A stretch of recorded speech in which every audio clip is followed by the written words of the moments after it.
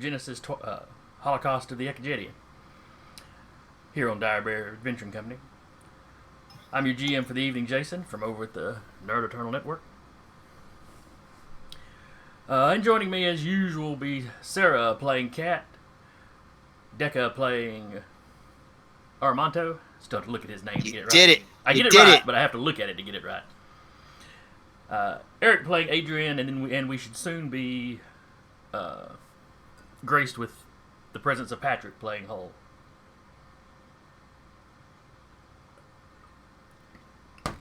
Oh, I just realized I didn't grab my sodas ahead of time. Oh well. Alright. I'm sure everybody remembers where we were last week. Who wants to give the review? We're on another boat. Francis chopped somebody in half. We found the target. Adrian's chilling out in space. Did we find the target? Yeah. Yep. Well, we're assuming he's the target. Okay. I wasn't sure if we actually found the VIP. Well, Cat, I think, found... Because there was a guy holding a gun to another guy's head, and Cat's like, that's probably the guy. Oh. Right. Okay, sorry. I've played a lot of D&D over the last week. It's all good. Multiple games, no excuse. I'm running 4 games right now. Do I get them confused? You DM them. That's different. Well, okay. I do get this one in the Starfinder one confused pretty regular. Yes. So the rules are very, very similar, except for the little spots where they go... Mm-hmm.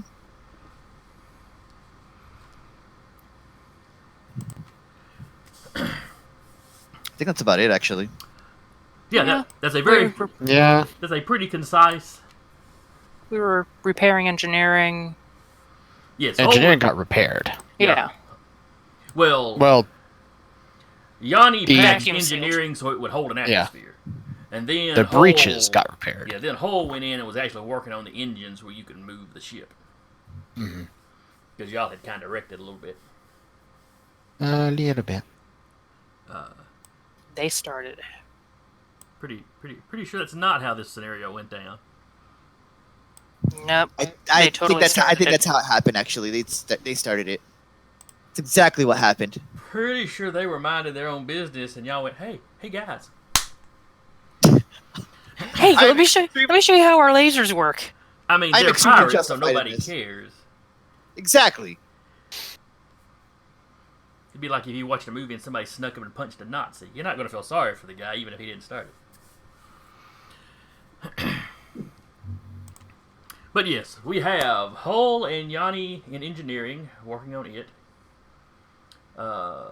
Francis and Armato are in the cockpit/command pod section of the ship. Because the cockpit can detach as its own little ship. Kind of a much bigger escape pod. Also something that can be used as a landing craft and to maneuver around in an atmosphere. A really swanky escape pod. Well, it's got no beds and no toilets. So I don't know how swanky it really is. But... For maybe 8 hours. Or less. Who knows? Let's see. Jade was in the galley. And Kat had just spotted the presumably last pirate. At least none of the other rooms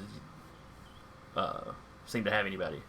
Who is indeed holding someone hostage, and you've heard kind of whimpering, muttering from the next room that makes you think that they may have some other prisoners.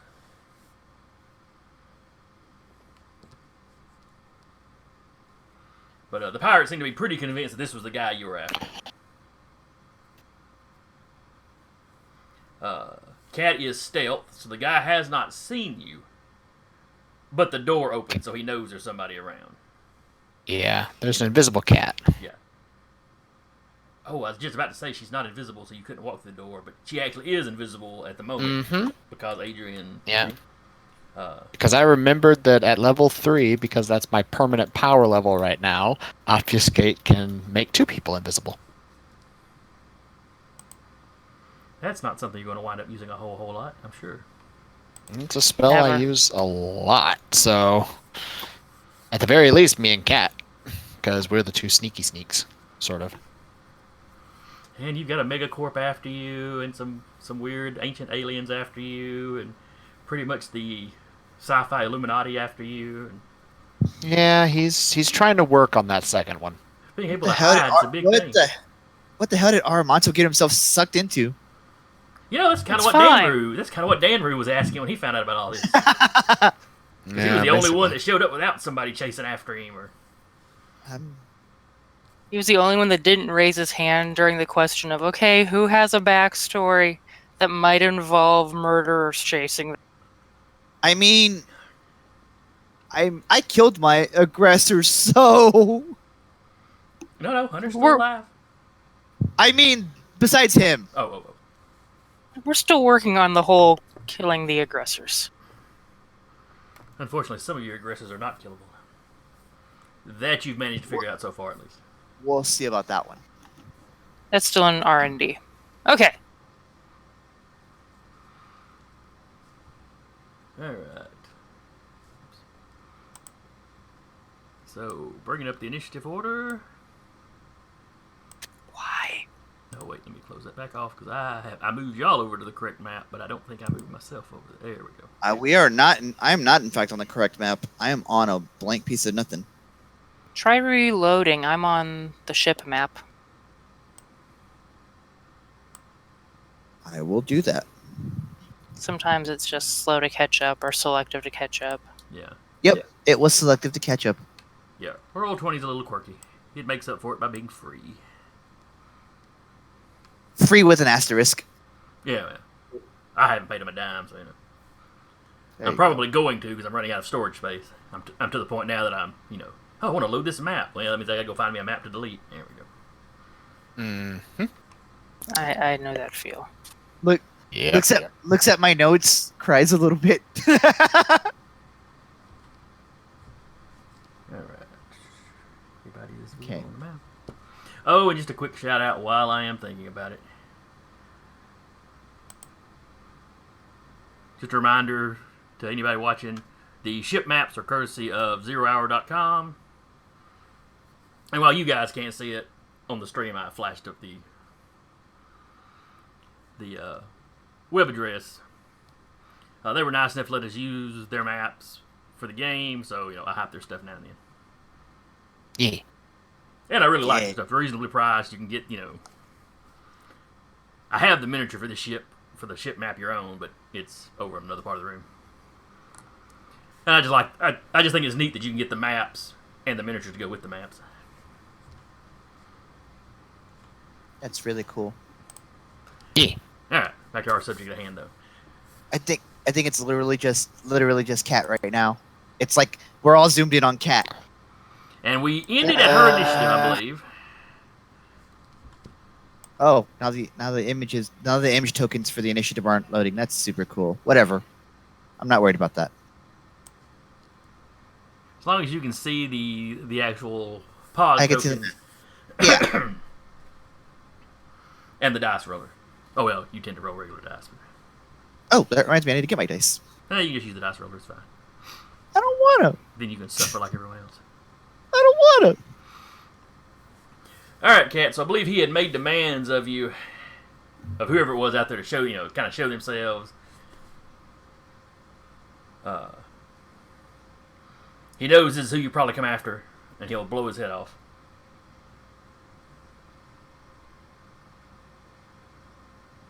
Yeah, she's gonna make sure she goes over the comms. Not like voice-wise, because that might be heard, but like the I flick to text. Like, found the target. And be like, keep distance for now, but if you could throw a Yanni this way, it wouldn't go miss. There is a Yanni on her head very suddenly. Bloop, bloop. An invisible Yanni. Invisible Yanni. Let's see. How far can Yanni move? He can move 40 feet around if he just goes normal speed, 80 if he books it. Okay. And he can phase through objects, so he can get through the walls and stuff. Okay, yeah, he can actually reach her. Yep. Yeah. He can just go straight line right at her. Meow. So yes, you have a Yanni floating over your face now, well, above your head now. Yanni hat. Yanni hat. Yes. She is going to enter the room, so hopefully the door closes behind her. Okay. Like right Go there? ahead and give me a stealth roll. I mean, obviously he can't see you. This is just to see that you're being quiet. Would it be at advantage? Please. That's I like that I get an 11 still when I crit fail. Invisible just doesn't help you not make noise. It's like, oh, I kicked something because I couldn't see where my foot was going, you know. So I'm going to say no, not advantage. So that's fortunately pretty bad. he just has to roll below a 10. That is true. And let me look up his stats. Do the rogue equivalents in this game get reliable talent? No, she doesn't have anything. At least. Oh, I'm just saying, like higher levels. I don't believe so. Not in the tree she took. Well, I mean, that was just a base thing but sure. I don't think it is in the. I don't think operative in this has. R.I.P. Yeah. So luckily he has no wisdom bonus, so it's pretty much just a straight die roll for him. Crit. Fail. He rolled a 9. You are in luck. Wow. Okay. Somewhere the dice like me. Okay. You know, you bump something or brush something, and you think it's way too much noise, but he doesn't seem to react to it. And a couple seconds later, the door swishes shut. Yanni Kind just of- phases through the door. He's on her head. He's just kind of like going Oh, along. yeah, He's he's going along with her. She's at this point. She's kind of leaning against the wall, and she'll talk. She'll be like, "Hey, okay, I'm gonna appear, but yeah, let's just keep calm here." He's got the guy by the head, or by the around the neck or whatever, and he kind of orients himself towards where the voice is coming from. Do you cut the? I'm assuming Adrian's listening through the Yanni. Well, he won't know when until she says that she wants it done, so he's just going to hold on to it for right now. She's sending him something that says "cut it." Okay, so Adrian is no longer invisible either. He's also on the outside of a ship. He is on the outside of the ship. Now he's just not invisible. Yeah, pretty much. There may be questions from the other ship later, but... What was he? Lizard Pirate's name? Staska? Staska. Staska just sees him like, what the hell? He's casually flipping the man the bird as he just floats around space. It's just like this. It's like, I always wanted to do this. Hmm? She's like, okay, so you can both see each other. How about we just let's just talk for now. It's like, oh, Christ, She like- it's an Esper. She's like, no, that was my buddy's doing. Yeah, that still means there's an Esper involved. He's probably like elbow deep in some kind of computer. You don't have to worry about him. And she like takes off her pistol and sets it on like the locker or cabinet beside her. Takes off her knife, sets it on the cabinet behind her. Takes out like 20 pistols, like Takes out another knife, another pistol, the sniper rifle. whoosh. No, she just takes off one of her pistols and her knife, just sets it over. She's like, let's just talk. Kind of her most visible weapons. Yeah. I know this is who you came for. Yeah. And you can walk away from this. We're here for him, not you. You're part of Aircast Raiders, aren't you? Hired on. We're not part of Aircast Raiders yet. Yet. He says the yet worries me. They're not known for taking prisoners. Yeah, well, I'm not with them yet. I run my ship different. And even if you Maybe don't you- kill me, where am I going to go? There's no way you're going to let This ship- There's no way they're not going to take the ship. This ship got escape pods? Yeah, it does. Why don't you go to one of the escape pods? I'll walk you there myself. Give me a persuasion roll. Ooh. Because you're not... Assuming you're not lying. If you're lying to him, if you're planning to cap him, or thinking that one She of your has- buddies will cap him, roll bluff. No, but- she has no reason to, shoot him at this time. He hasn't attacked her. He hasn't attacked anyone else. What happens to him once he's in the escape pod, she can't help. Did real good. Alright, now... This has been a round or two that you've been talking to him. What is everybody else doing? Adrian has probably floated into the vented area of the vented cargo pod area. Mm-hmm. So I this say big cargo vented. area down here... The one that is exposed to space. But yes, it has a sizable, a plenty big enough hole for you to walk through, Walk, he's flying. or float through, or whatever that is. Yeah. Secretly, this is one of these things he just loves doing now. So you'd probably be entering around, this corner down here. Yeah. And he's just gonna sort of Imagine look the hole might be around. in this area. He's basically just gonna look around, see what he can find, that kind of a thing. There are some strapped down. It looks a lot like the other one that y'all already examined. Lots of crates. Some of them are strewn about. Some of them got sucked out into space when the atmosphere vented. But there's quite a few that were strapped down, and they're still sitting there. Hi ho. How's it going? Hey, Patrick. Okay. And you see one dead crewman.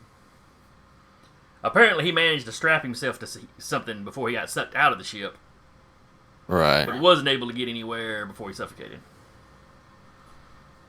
You did this. Got it. You did this. Or Staska did it, or somebody. On that note, he's just gonna root around, basically. See if there's anything of particular interest that might get his attention. That he might want to pilfer for later. There's like trade goods that's they're worth money. You don't know if it's goods they stole, or if this being a cargo ship, they were carrying some goods just as cover in case they got boarded by somebody. Ah. Because they are outside their usual territory. Uh-huh.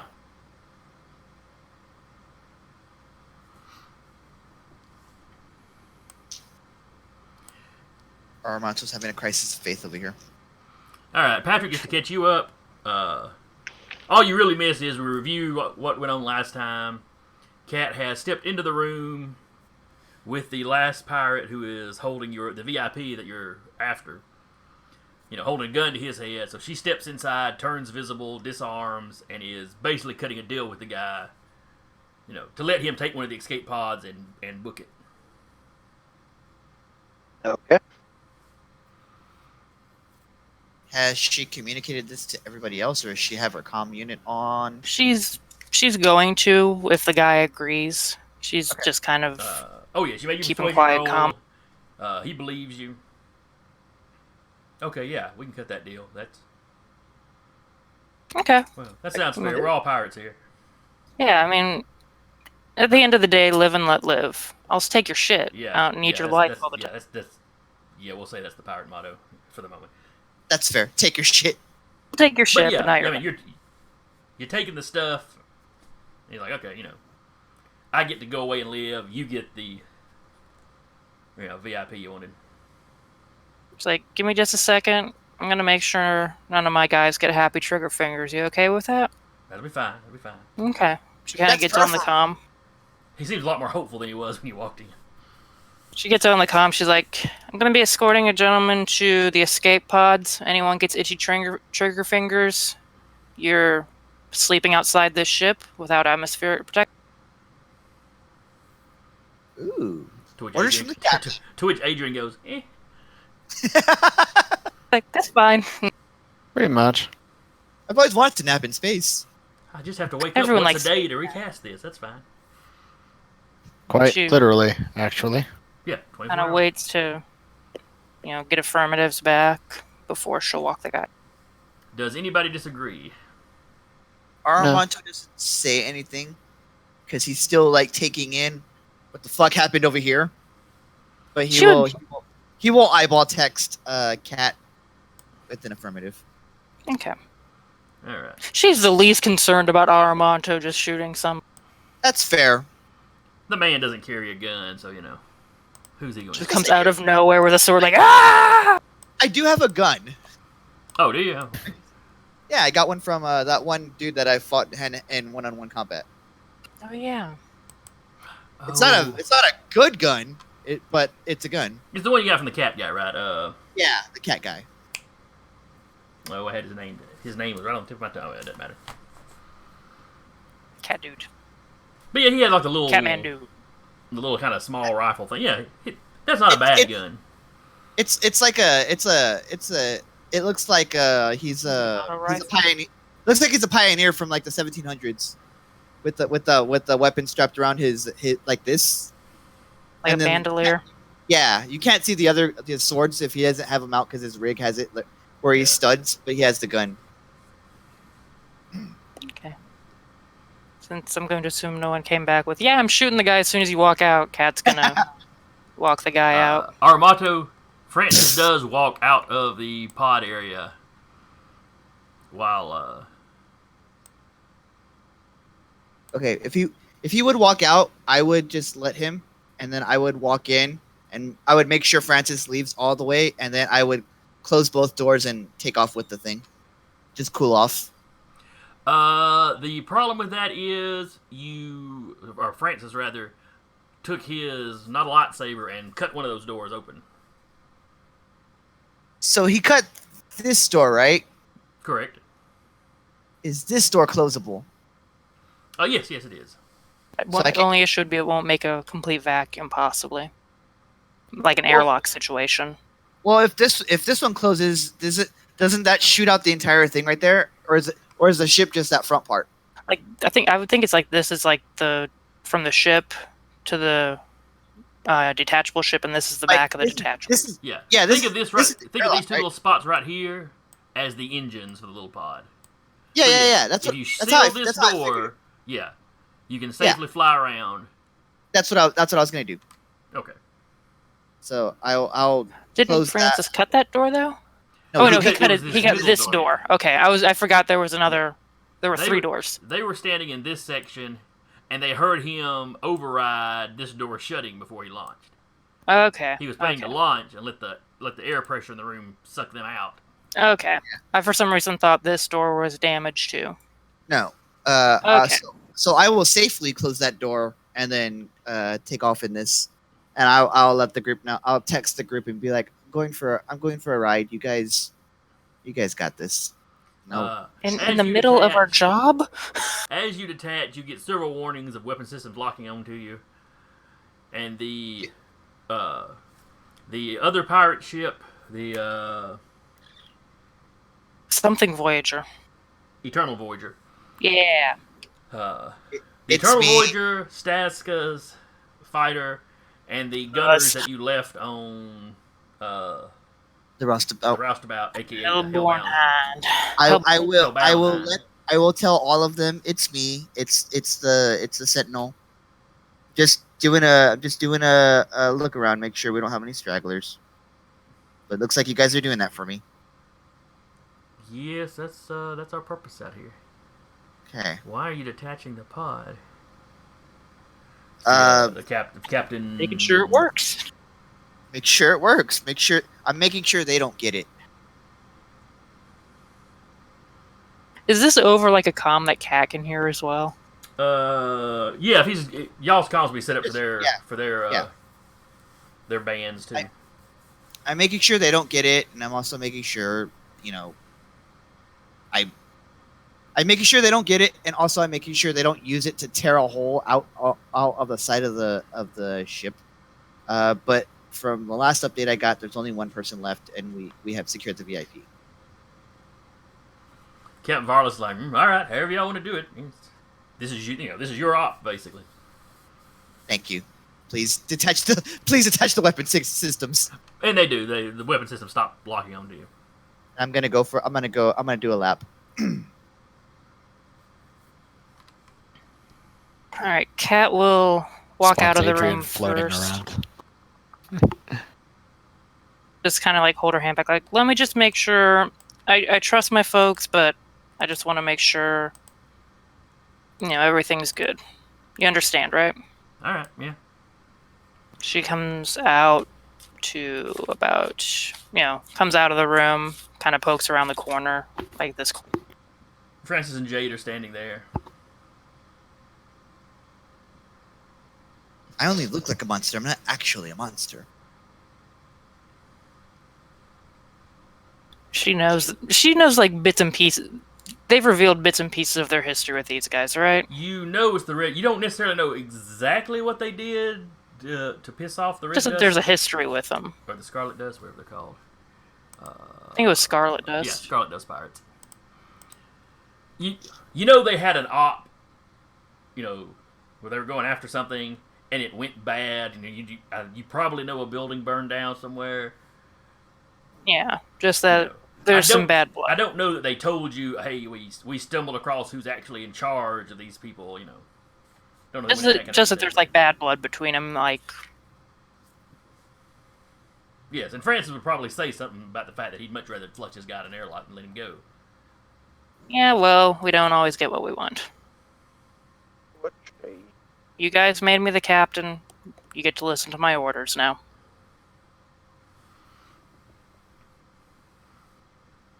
Hull, what have you been doing in engineering?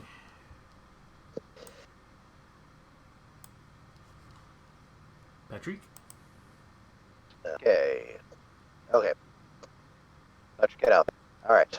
I am doing a rundown of... I guess in this case, what I'm actually going to be doing is... How much damage has this ship actually taken? All of its hit points. All of its U points. You said this place is actually starting to lose its life support, engineering in particular. The engineering section. All right, let's see. The bottom starboard side, I think, down here. That the spot Adrian has drifted into, though he did not move his miniature. Oh, yeah, I forgot to do that, sorry. It got a big hole blown in it. Well, the damage it took, it damaged the engineering enough that there were some cracks and basically ruptured some seals, so the atmosphere was slowly leaking out. Just fast enough that the ship detected it and locked the place down. Yanni has basically patched the seals so that engineering is holding an atmosphere now. Okay. So, you're dealing with some control panels that are blown out from, shorts and stuff. Think a Star Trek, you've had a Star Trek ship battle, so a few panels have blown out and stuff like that you're having to find workarounds for. But, Alright, I get an overall ship assessment. You said 0 hull points, understandable, but like systems and everything, what's all working on what is not. Once you get once you get the full power turned back on and the power generator is working, maybe not at 100%, but with an hour or two's work, you can probably get this ship moving anyway. At least enough to follow the other pirate ships back to their base. And I actually signal. Basically, I give a over the comms, I give a rough estimate of the status of the ship itself, and I actually state that it is in fact salvageable. Captain Varlas comes over the comm. That is excellent news. Does the captain know you by your real name? No. What alias were you using? See, I believe it was Zed. Z-E-D-D. Okay. Anyway, he comes over the comms. That's excellent news, Zed. I mean, we can tell it's damaged, so, if you need any supplies to get her up and running faster, just let us know. We'll see, And he basically sends you a list of what they've got, which is, they've got kind of your basic spare parts that you would carry around with you. Yeah. Extra axle, another wagon wheel. Hell yeah. Hydra spanners. All the Hydra spanners you could ever want. So much duct tape and Gorilla Glue. The space widgets. Yeah. They'll also do dads. Epoxy glue. What's that glue that you can slap on running water now? Oh Yeah. god, flex tape. They have all the flex tape. Poof. Yeah. Well, it's the future. You got, flex tape and duct tape, and they had a baby. This is what you got. Nice. Duct tape. Dex tape. I'm into it. And essentially, I just kind of look around and go, some people went to, thinking to myself, some people went through the years of college and cutting knowledge to develop machinery. I went to the bodging school, which just means I solve problems through brute force and raw ignorance. Now, considering mechanics is actually a wisdom skill, so that actually works. But anyway, I'll take a 20 on a mechanics check, just go a good thorough check over the ship. Basically, I know exactly what we need to get this thing running again. Okay.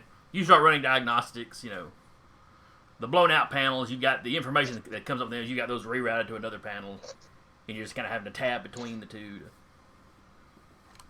And, can I detect the ship's black box, perchance? You would probably have to access the computers in the cockpit for that. Okay. That is both where it would likely be located and probably where the only access to it was. Well, where you could physically access it. You probably can't access the black box via the computer. It probably just records what goes on. Alright. It's not going to be an easy thing to go in like check it or something. I'm just essentially trying to get its navigation data. That's probably a better thing, but I'm actually also trying to. Okay. Well, this will take you an hour or two, like I said, to do the repair. So you'll have time to wander around the ship and do all of this. Once they resolve the thing with the remaining pirate. Gotcha. All right. So back up with Kat.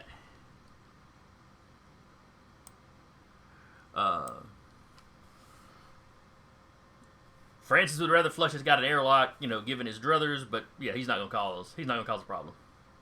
Yeah. Jade's pretty indifferent. Okay.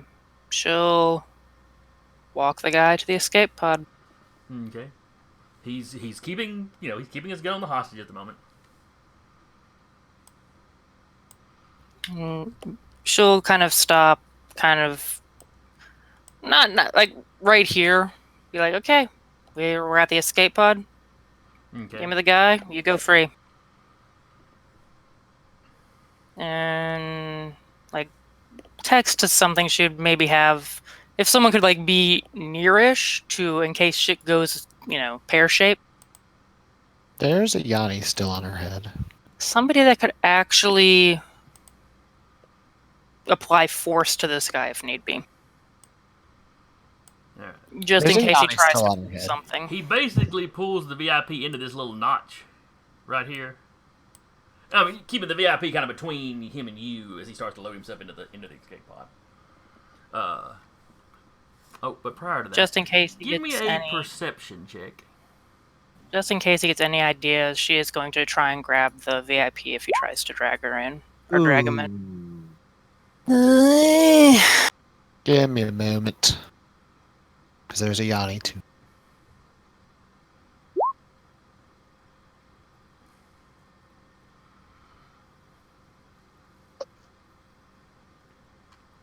Yanni notices something that seems to pass by everybody else. Basically, as this guy is passing Jaden Francis, he kind of looks over at him. I mean, he had heard Cat talking, so he knew there was somebody there. But for some reason, he still looks extremely startled when he sees him. Mm-hmm. Yanni notices his eyes get wide, and then he just sort of snaps kind of snaps back around and mumbles something under his breath.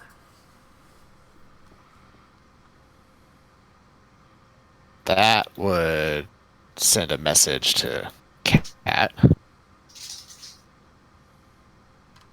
Basically along the lines of, so he seems surprised to see Francis and Jade.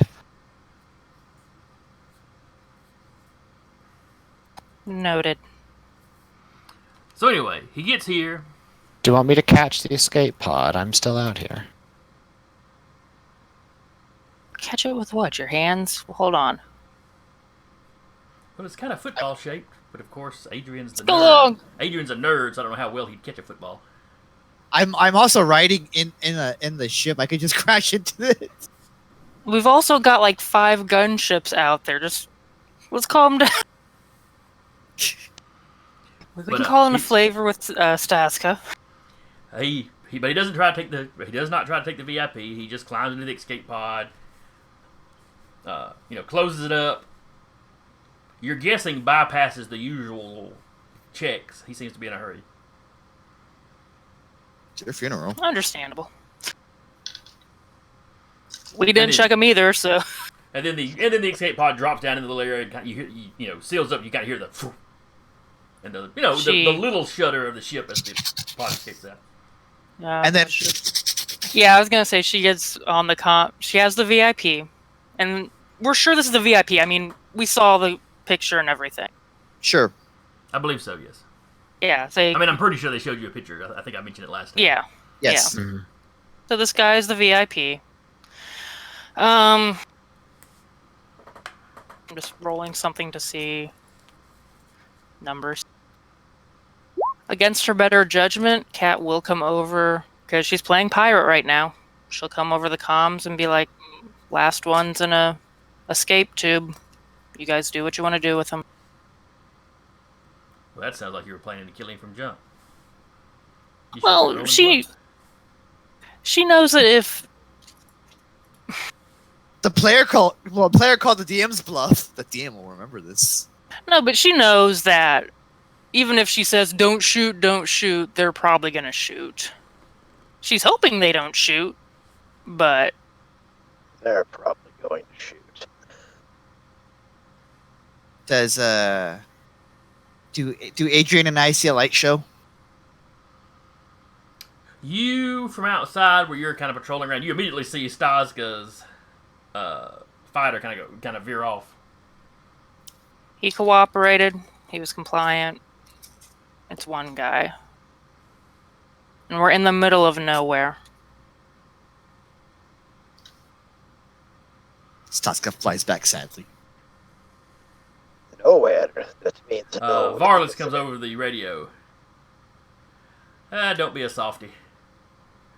Yes, this far out, unless he triggered his distress call, yeah, he would probably die before he ever saw anybody. But there's no reason to leave loose ends like that. Staska, be a dear. And then Armado, you see fireworks. See a light show. Bum, bum, bum, bum, bum, bum, bum, bum, bum. He's not even. It's like seeing explosions off on the side and just like, whatever. Still. Staska was on the radio. He began broadcasting something as soon as he left the ship. It's encrypted. I'll need some time to sort it out. I'm sure a couple of our guys can help me out with that. For the first time, Adrian comes over the comms like, then send me the signal. Let me take a look at it. There's a brief pause. Cat'll come over the comms. That's our tech guy. He's good. And then Stassi comes back on. Very well, sending you the information. He was like, "What the fuck is that?" If you ask him very nicely, he might change your ship name back for giving him the information. Oh, he's changing my ship name back. That's between you two, and she's gonna go look at she's gonna look at the VIP and be like, He's changing, okay. He's changing the name back before he touched Sasha. I forget what he actually had the thing named. I don't know if you ever mentioned it. Yeah, I don't remember. And Cat will look at the VIP and be like, you good? Is there anyone else here that we need to know about, or is it just you? There were some other people in the cell, closet, whatever it was.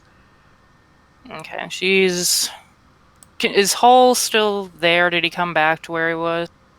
Hull is still in engineering working. Okay, she's gonna be like, Hull. On it. No, just watch this dude for me. Just watch this dude for me. Looks at the VIP. Oh, Listen to this guy. He's gonna keep you alive. Oh, okay. Remember, it's Zed. Is that all? Is that Hall?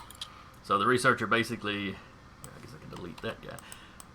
So yeah, the VIP basically steps into engineering and he's just kind of standing in the corner, not touching anything.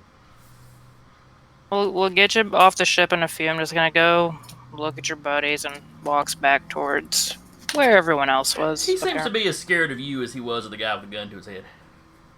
That's fair. Fair. That's fair. After the most depressing patrol route ever, Aramonto will eventually attach back to the ship. Have you been keeping the diced body next to you the entire time, or were you trying to flush it out into space? Or? I just left it. I left it there. Oh, that's even worse. I'm not. There's. You know when you get really mad and you're just like, I'm just gonna fucking take a drive. You're just focusing on the road. And you realize, oh, there's a dead body next to me.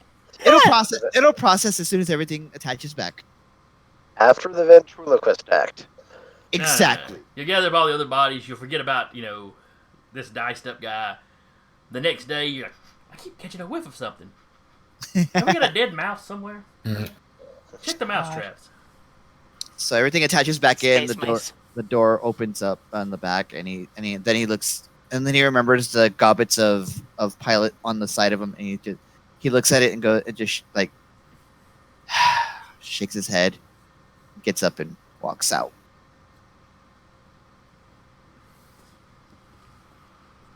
Alas, poor unnamed pilot.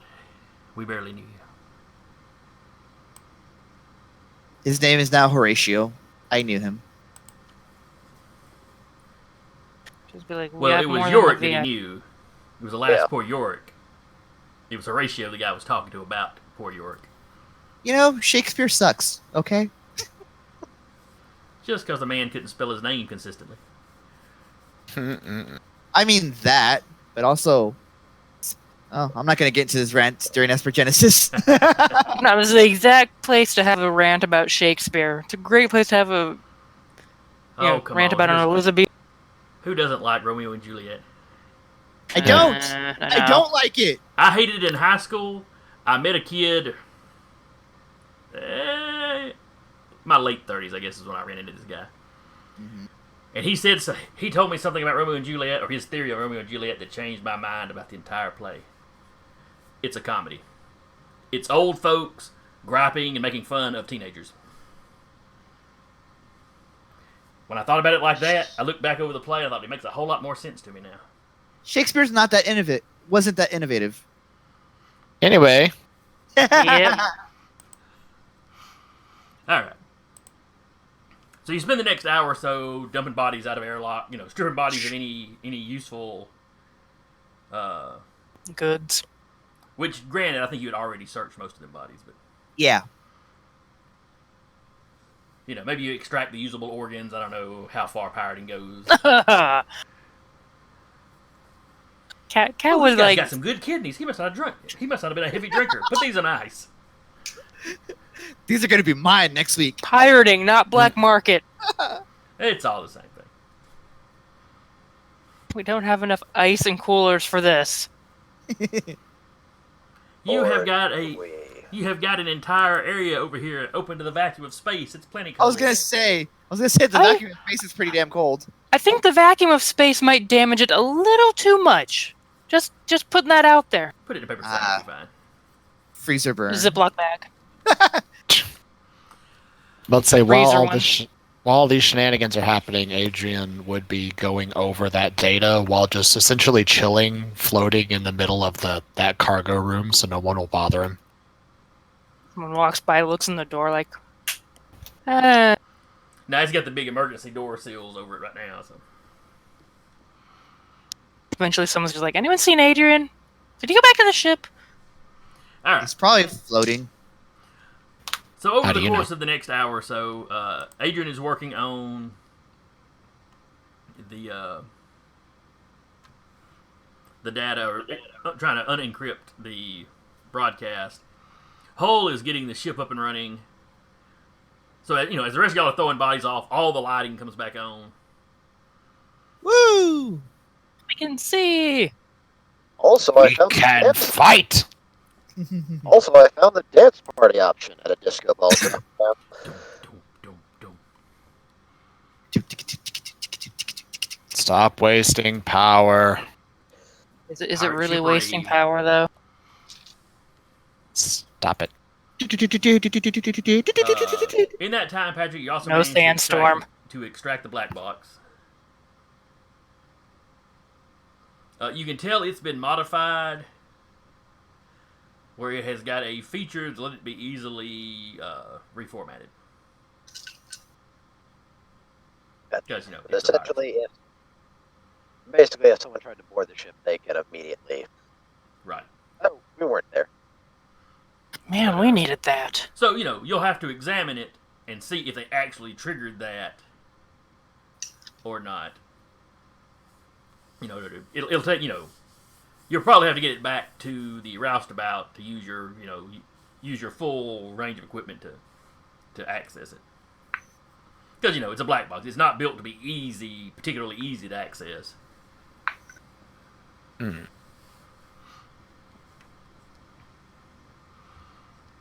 Just give me a little bit of time.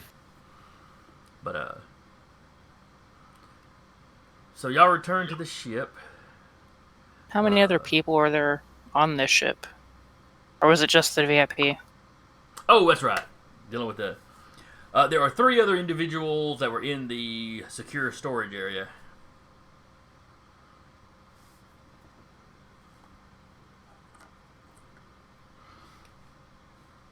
I'm sure Cat coming around the corner with like a gun, like, what's up?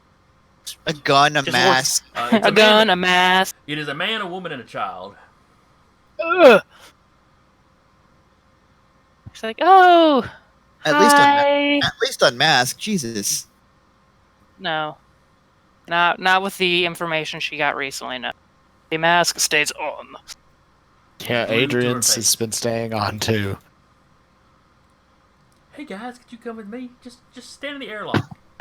She does put Stand little like right happy there. carrots on her little like LED readouts. Like, hi, Oh God, did they do here to a rescue. They do emojis. If you've ever seen Wrench's mask Yes, from Watch Dogs, it's that kind of like that. Yes. She's like- the man speaks up. Are you here to save us, or Why were you? What happened to get you here with these guys to begin with? I mean, I'm not going to hurt you. I can guarantee you that I'm not going to hurt you. None of my crew's going to hurt you.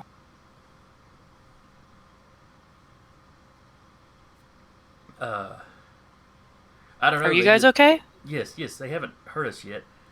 I'm not here to hurt you anymore. They were taking us back to their base of operation. Because you wanted to go, or because no, they no, wanted you took to us, go? They took us from our home. Oh, where's your home? He names off some planet. Okay. It is not the same place they grabbed the VIP, but it's relatively close by. Kind of nods. I mean,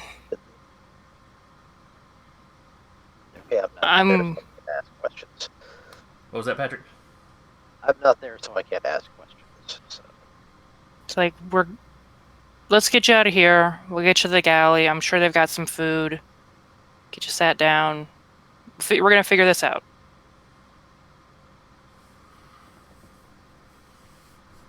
She'll come over the walkie or the comm. Could you bring the VIP to the galley too? We'll just kind of keep everyone in one location.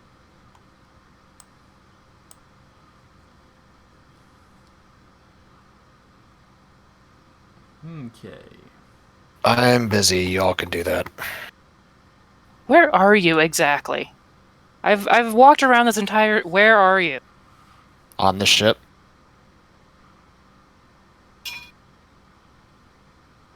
Would she know about his spacewalk ability? I don't know. Has he told you her about it? He has mentioned it to their crew, to our crew anyway, once or twice, but he hasn't called any attention to it. When he says on the ship, she's kind of like gets like a squinty-eyed look. Like, I'm going to ask about this later, but just kind of escorting the little family out.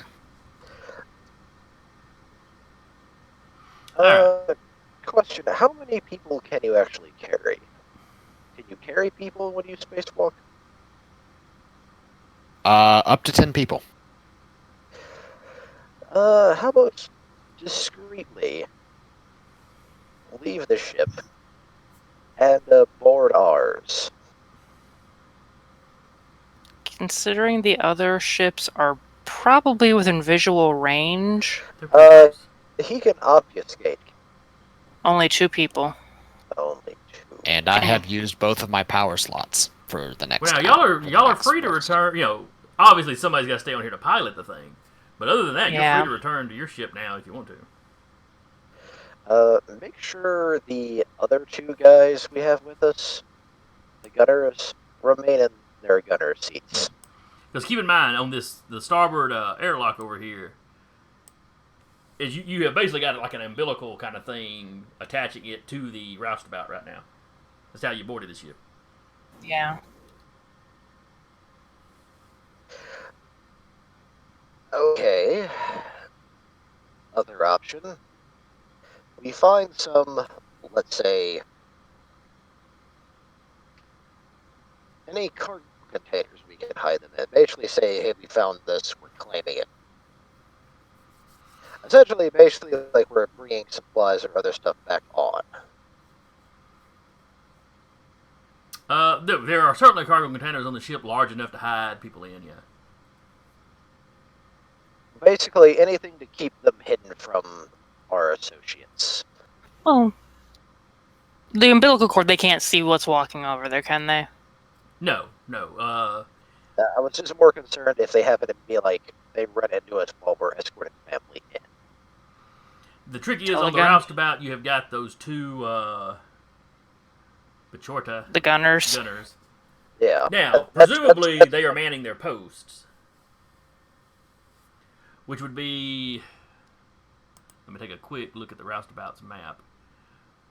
Let's say where their posts are if they're stuck in the gunner seats. They're not even on the same floor as Yeah. like the main living areas. So you could, you know... Yeah. And I do want to say, while we're all gone off the ship, Adrian's system locked down that room. So they can't leave the room until we come back. Unless somebody else hacks into the ship. Man, you get back and they've both really got a pig. He doesn't care.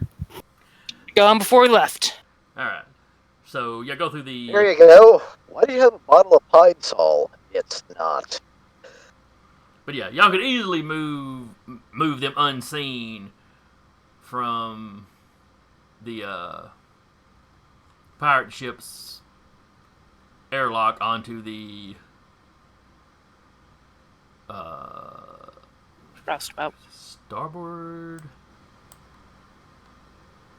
Trying to see exactly how the starboard cargo bay.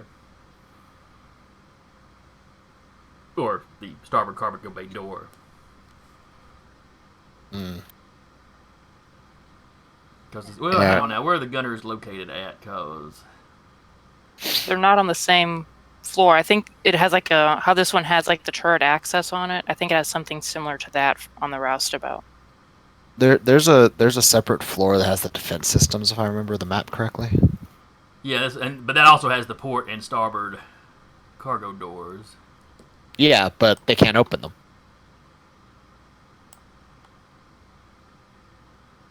Okay, I see what I've done here.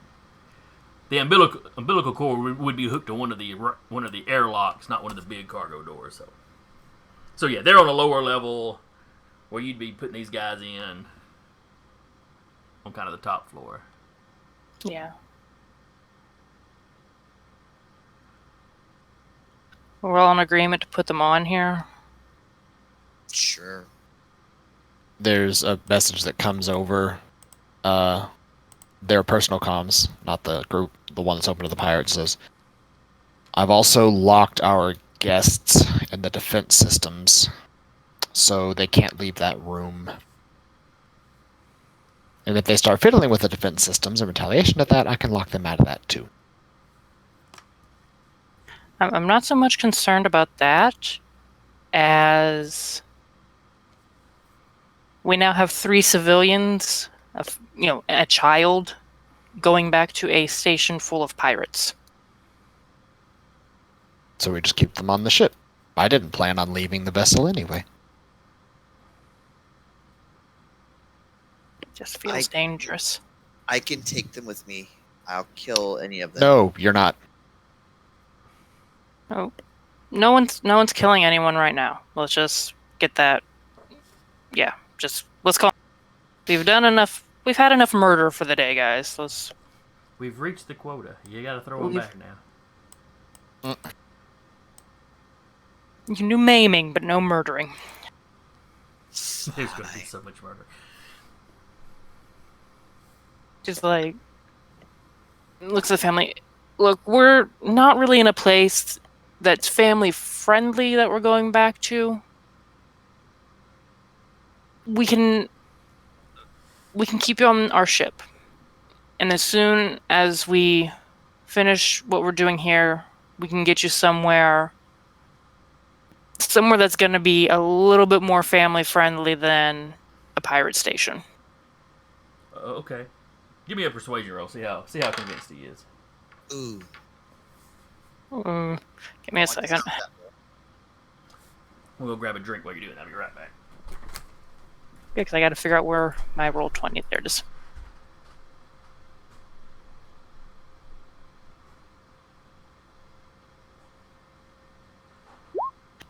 That's good. I'm glad those numbers are that direction. Dirty 20. Dirty 20.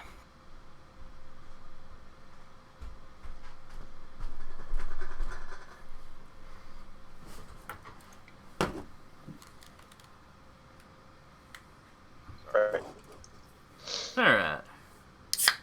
Okay. He got believes your some good food. intentions and does not pick up on the fact that you're not super confident about what you're doing. That's how she captains her ship. She's not super confident about any of this. You know, where if he had beaten you, he would still believe you because you are actually being sincere. He would just know that you're sitting there going, oh my god, I don't know how this is going to work out. So you've actually successfully reassured the family to some degree. It's like, we've got food back there. They don't know I'll why let you're our working with pilot pirates and willing to help them, but they're going to take the help. I'll let our pilot know you're coming back over. He'll get you set up with some food. We'll get you put away somewhere. It's probably going to have to be a little bit hidden just because of this current situation, but we'll get you. Whatever we need to do, you know, we just want to go home. If you're going to help us do that, we'll cooperate however we can. I will get you as close to home as I can, or in a station that's going to be good, good for your future, and not the station we're going back. All right. So you get them across onto the roustabout. She'll tell Midge. Midge Like, meets him at the airlock in his big sunglasses. Did he find a floofy pirate shirt yet? Not yet, not yet. Uh, He runs them to the lift, which is pretty close to the airlock, and up into your galley, which is kind of on an upper level.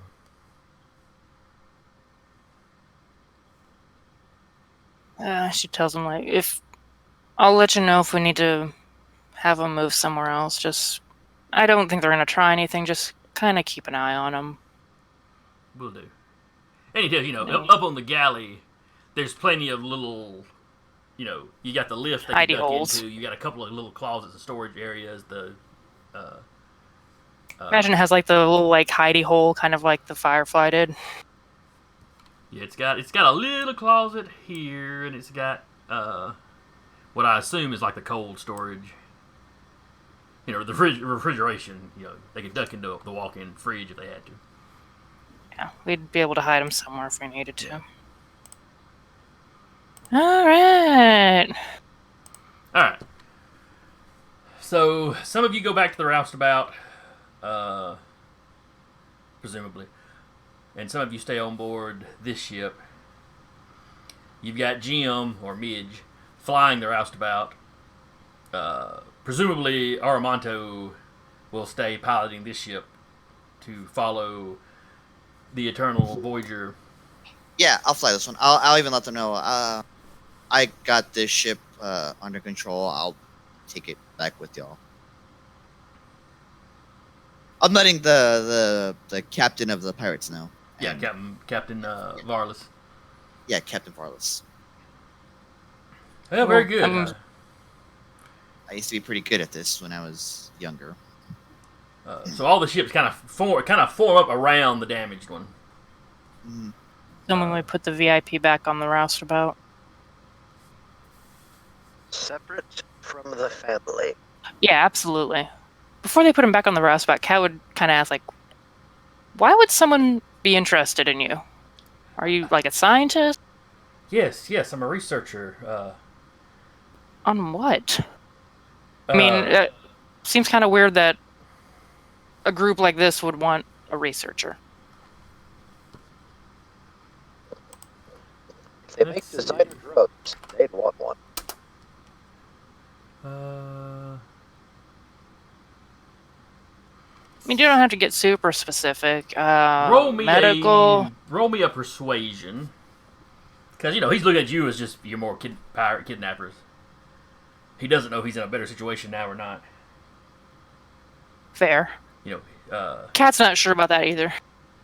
Though he probably would have been in the galley while you were talking to the family at some point. Yeah. Yeah, because we kind of moved them all to the galley. I'm assuming, like, got him some food or something. Uh-oh, she escaped baby jail.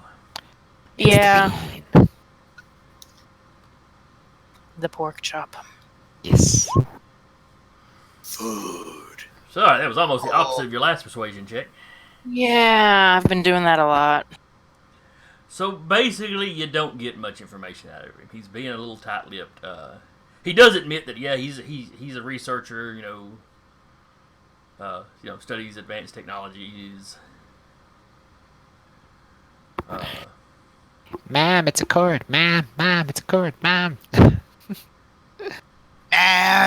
Pay attention to me. But other than that, yeah, presumably the Scarlet Dust wanted him for something tech related, Okay. and maybe Veracast does too, Oh, or irregardless of his job, maybe he's got rich friends or family that they think they could, Yeah. Make a quick buck. The only thing that would be odd about a typical ransom scenario is how far out of the Scarlet Dust Pirates' usual territory they ventured out to get this guy. Yeah. She'll pass on to the tech guys, like, hey, he's some kind of tech researcher. If you feel comfortable letting him help work on stuff, maybe, that might help him relax, loosen up some words. I just want to see who we're handing over. Do you want me to let the gunners out of jail yet? Hell no. Not until they're Alright. asked. They're stuck in there. I mean, if you want to ask the, you know, if you do let them out, just make sure they don't go to the galley or anything, or if they are, just make sure all parties are kept separate. There's 2 assault drones in my room, if you need them. All right. So it takes you all a Because couple of that's a thing. days. It takes you a couple of days to get to the pirate base. Okay. At some point, they are going to leave their posts and want to eat. Okay. We could always kind of put the family in one of the crew rooms. Yeah, but basically we can just... Rotate them. Yeah. Anytime that they need to leave to eat something or do something, we can just put the family in one of the crew rooms, then he'll let them out. Say musical. Adrian probably is just gonna, because he has some rations on him. He's probably just gonna stay in his his spot in the Pirated ship. exposed cargo hold. I was about All right, to ask. Patrick, what was that? I keep trying to say this. Can you bring up the roustabout so we can actually look at a place to actually hide them? I suppose that's a reasonable enough request. Let's Let's see. Do. What is going on with my camera? Oh, it looks fine over here. Yeah, because you can't see anything. All right, There so we there's y'all this map of the roustabout.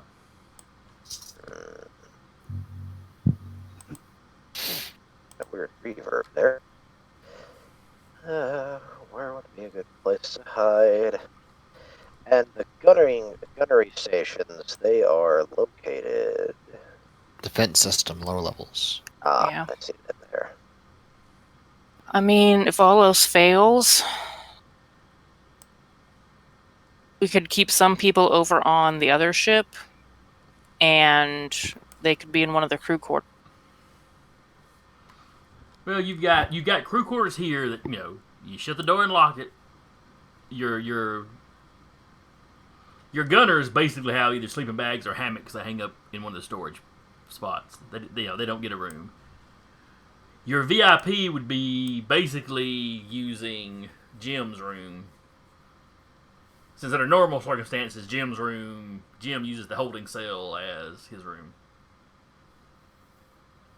Mm-hmm. I mean, Cat will volunteer to stay on the other ship just so they have bodies over there if need be. Let's see. Well, you've got the workshop areas. You've got. Let's say Adrian is, because he has ration stuff with him, and I mean, who cares about going to the bathroom in space? He's going to stay in that exposed cargo hold area since he highly doubts anybody's going to bother him in there, and he's just going to make sure to use atmospheric adaptation before the 24 hours wears off. He'll just keep himself in there and just eat his rations. Okay. So his room, which is this one right here next to the workshop, is pretty much free. Yeah. So we can sort of stash him. Okay. And In there with the assault droids. It'll be fine. Actually, that's part of the reason why, because if they come bargaining like, ooh, free people, assault droids. Okay, little child, do not be concerned about the giant killer robots in the corner. They won't give you nightmares at all. They're Don't worry. They're guarding you. don't worry. Put a fun party hat on them. Dog out. There's also a deactivated dog. Yeah. That's chilling in there too. What But deactivated dog is in this little closet area. thing here. That was okay, and actually did not. There we go. That 15 plus my mechanic, so 21. I jerry rig up a usable, basically like a usable toilet, like a camp toilet in there. This way they don't actually have to leave the bedroom. Something a little bit better than just a bucket. Yeah, it's like I said, it's like one of those camp toilets, more or less. They can come out every now and then to go to the bathroom In case the in case they have to be on lockdown. yes, Okay.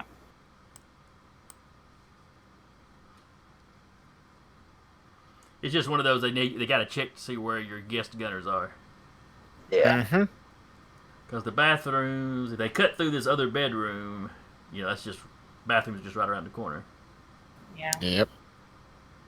As far as the actual facilities, now the shower and stuff is elsewhere, but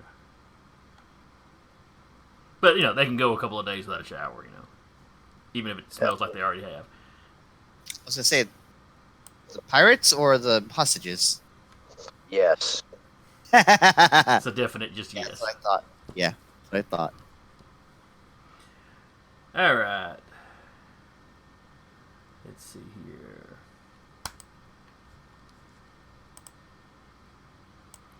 As I switch over to the new overlay.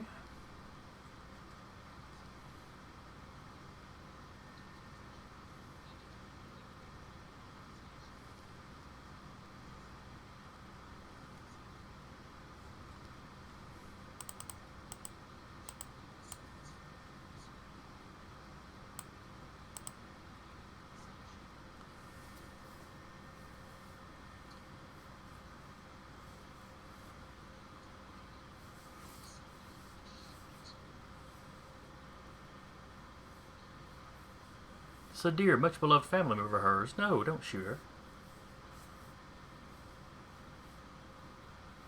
No, this was no. The cousin in question was actually one you were kind of tight with growing up.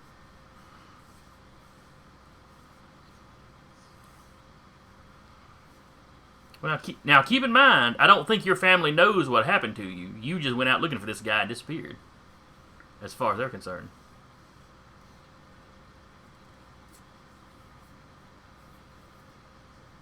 Oh, I was under the impression they had sent you out to find. Okay.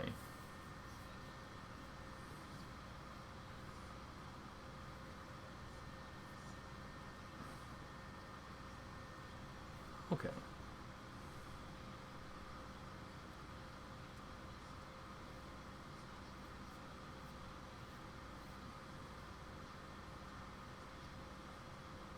Okay. Yeah, that changes the cousin's backstory slightly, but nothing insurmountable.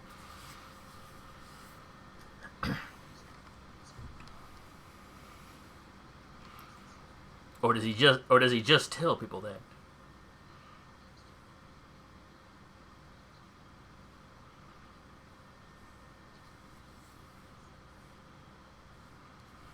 It's revenge.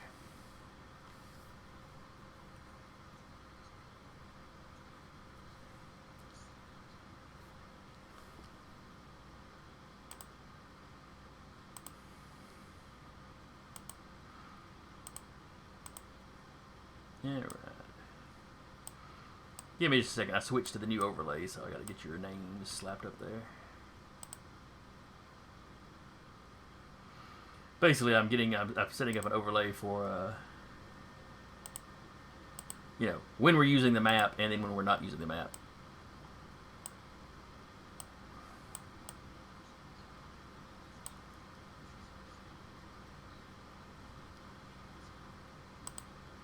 Or the sister. The sisters would also be confused by this.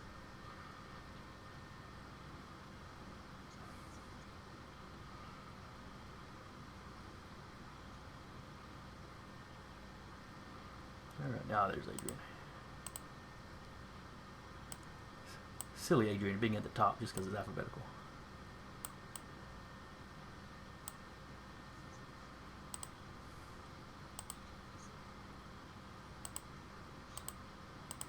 Oh no, what viciousness are you thinking about taking?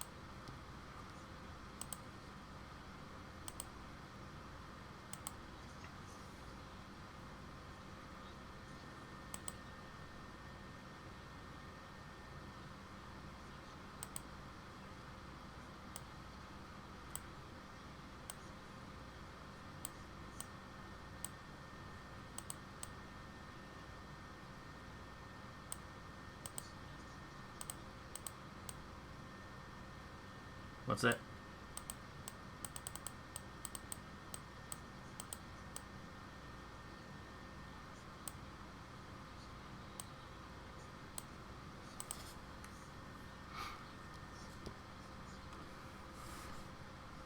There's less bookkeeping. Alright. Alright, we should be good to go. So you spend a couple of days traveling through what appears to be empty space. Finally, you enter a star system. It has a very small, I believe it was a white dwarf.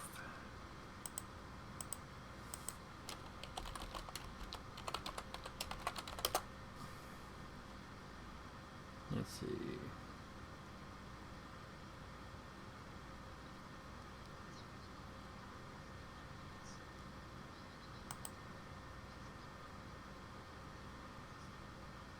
Yeah.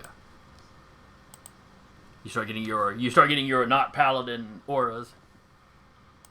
So yeah. So y'all roll into this system. It has a white dwarf star, which means it was a small star to begin with, so it never really developed. It would likely never have developed habitable worlds. It's only got 1 or 2 gas giants and a couple of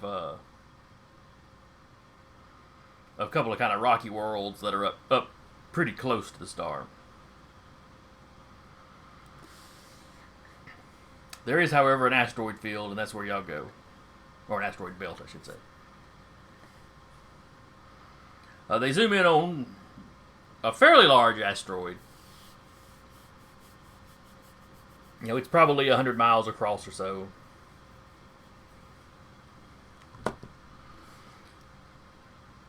You follow them down and around, and they kind of, where there's like a big kind of natural notch, basically, in it. When you fly down in there, you see there's a hangar bay kind of built into the side. Jim is super excited when he sees it.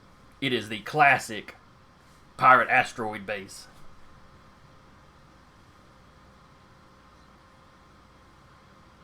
Jim is having a lot of fun.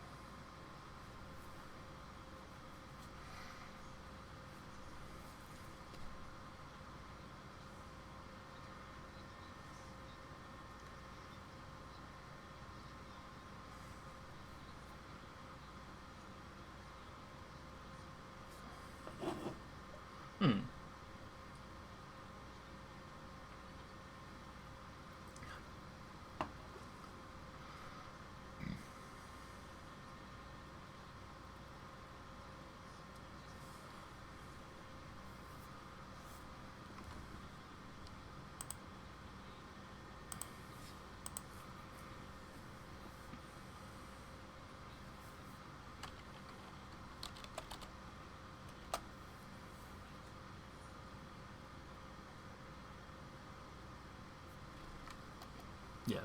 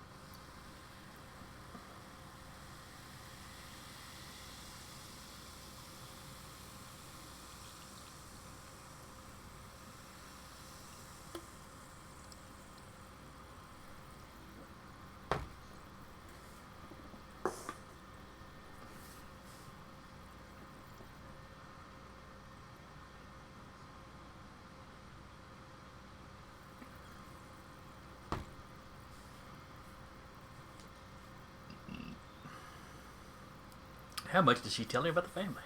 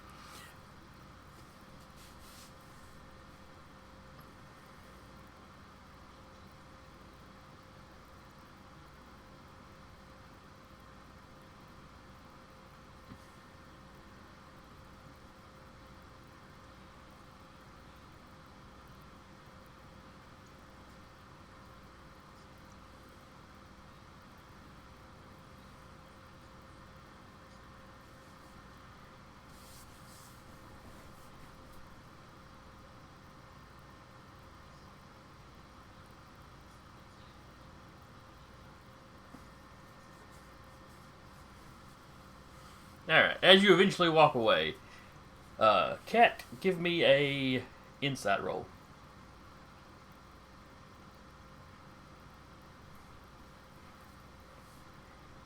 That's true. Hull is actually a pretty good guy. His people are chasing him. You know, they created him, and then as soon as he found out they were D-bags, he split, and they're after him. Poor Patrick sitting there feeling insulted. What? Hull is a saint!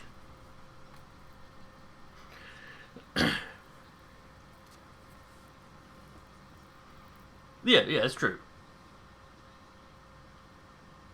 You know, he is probably a criminal just based on what they had him, you know, the kind of research they had him doing without even realizing it. But anyway, I need a insight roll out of Cat.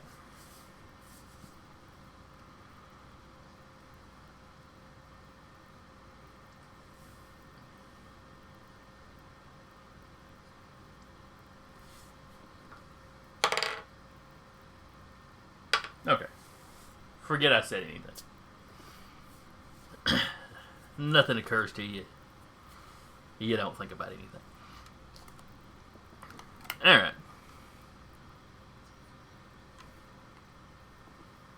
So let's see. Actually, Armato, go ahead and give me one. Yeah, difficulty be a little higher.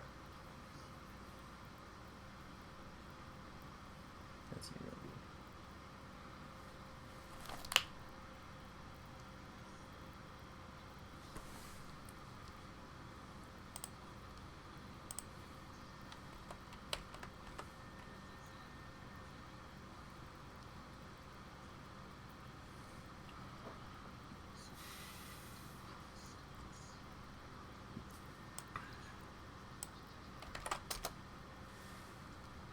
All right, no, you're too.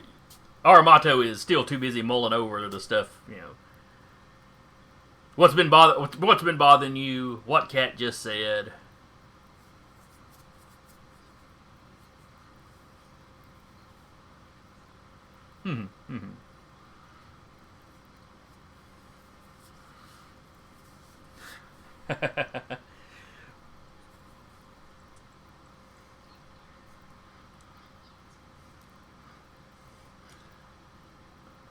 And echoing from engineering, you still hear Hull. I'm a saint.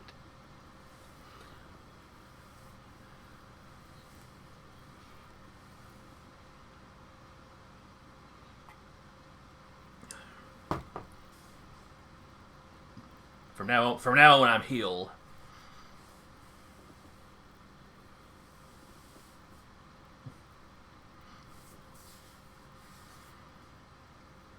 All right. Anyway, a few days later, Captain Varus.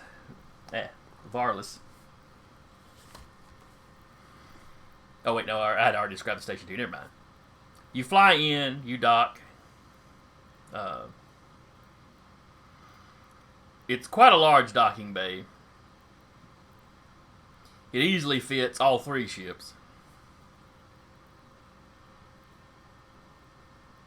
It is. Adrian and Hull, you both look at it and in some ways wonder wonder why they wouldn't have broke it up into smaller ones. Just so, being one, a couple of missiles or something could potentially wreck the whole thing. But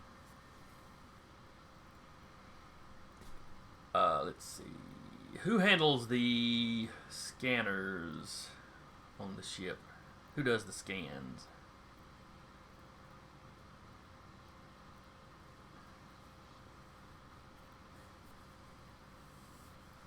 Okay. That is computer use.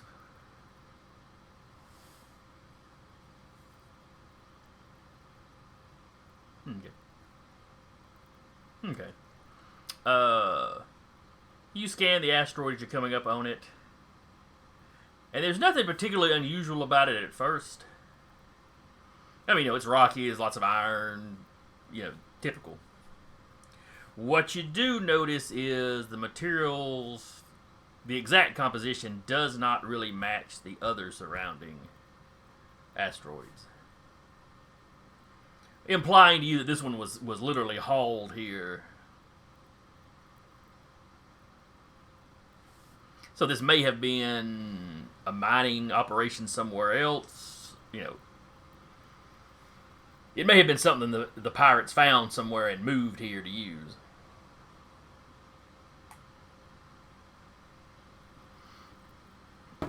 It's not a difference that's like visually noticeable. It's only the fact that you were scanning as you came in that you picked up on it.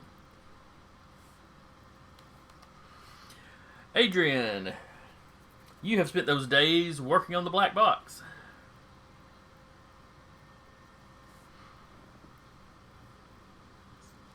Oh, right. It was actually the message I meant to talk about, not the black box. Though you could... Yeah, you and Hull could easily have been working on both of those.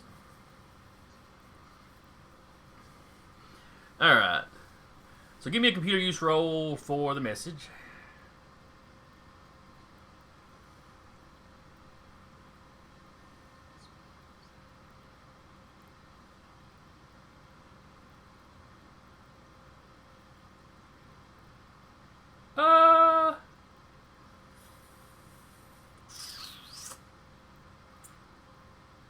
Yeah, I guess he would have advantage of that. Go ahead and give another roll. I mean, an 18 is good enough, so it's... Alright. So you do manage to decipher the message. You work on it for a little bit, and you and Hull come up with a kind of an algorithm for the computer to kind of run to eventually crack it. So the same day that you're arriving at the pirate station, it finally decodes. It was a hurried message from that last pirate. It was beamed more or less directly to the nearest crucible to be relayed somewhere else. I mean, you've got the coordinates where, but it's one of those things you figure it's the same kind of Dropbox-esque stuff that you do with that one linguist professor. It's probably going to a contact who won't decipher it, who will just take it and ship it off somewhere else. The message's contents, though, are somewhat alarming. Or at least they will be for a couple members of your crew. He is sending a message to one of his superiors telling them to send this all the way up the chain. He's found them, the guys that burned down the warehouse. The way he talks, he is like the only survivor from that warehouse. Or it was the only survivor from that warehouse. So while he doesn't know their names,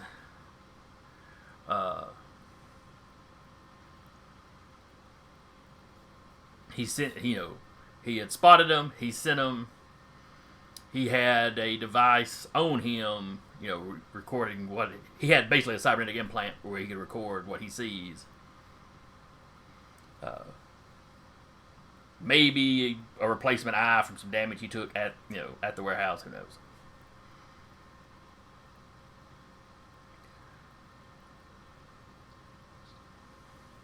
And of course, it is up to you and Hull whether or not you share this with Jade and Francis.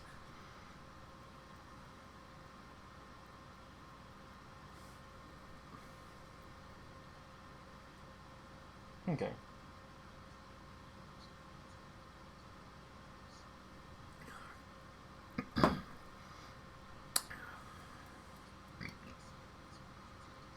Mm-hmm. Yeah. Mm-hmm. It's just like if they found out Kat's family had found you and were, looking for you, that you'd want them to tell you.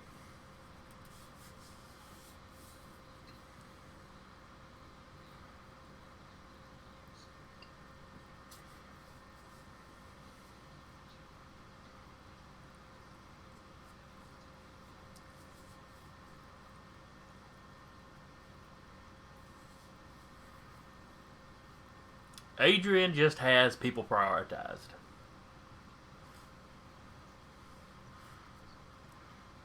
There's him and Kat. There's the rest of the crew. And there's, miscellaneous innocent... Yeah. Miscellaneous innocent people. That's miscellaneous, And then somewhere down at the bottom is people that have pissed him off.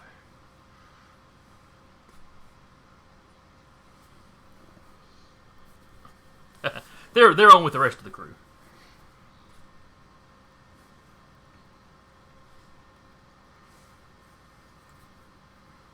I have cat and dog. I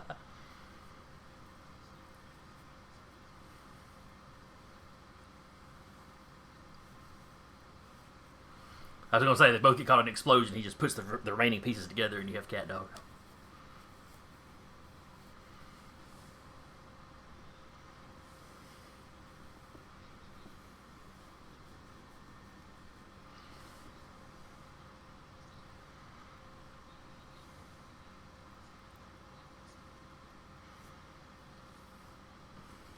You put it out there and then it came back to you. Alright. So you dock, everybody starts unloading. As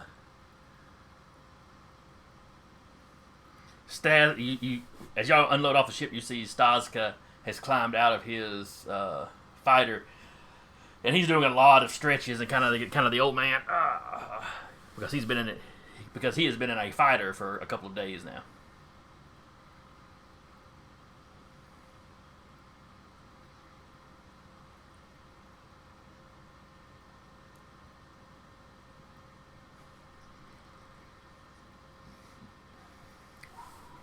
No, he has one of those like old-fashioned scarves the aviators used to wear.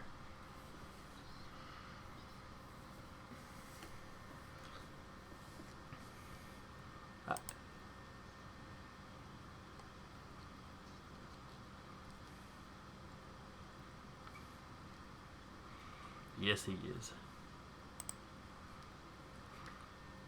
And you're only moderately interesting.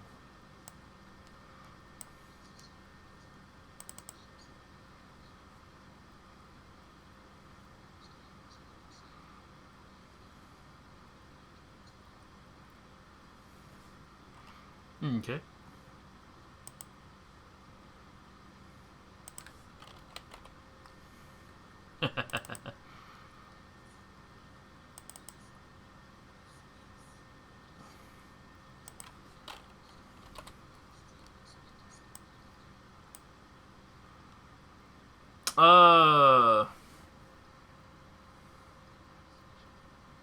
Yeah, go ahead and give me an investigation.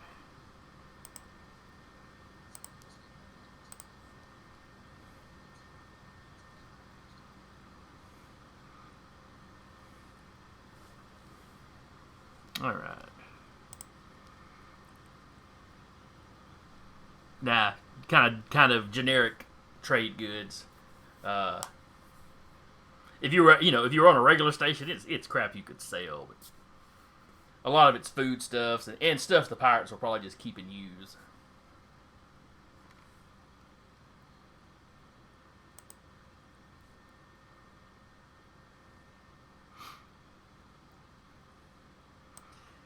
And not that we're likely to need him today, but I just want to show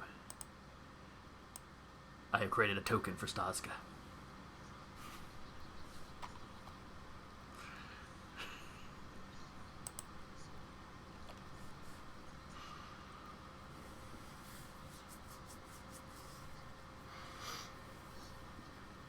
It was a fighter for giants, which was actually a campaign I ran one time.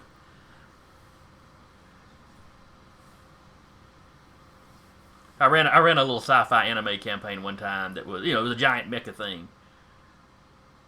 But their Gundam level stuff was actually just powered armor from a race of giants that they had reverse engineered.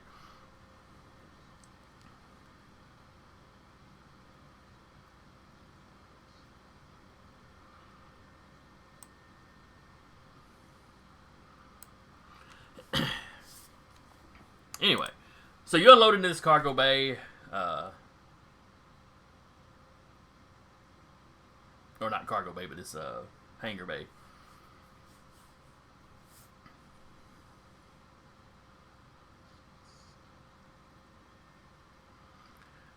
Your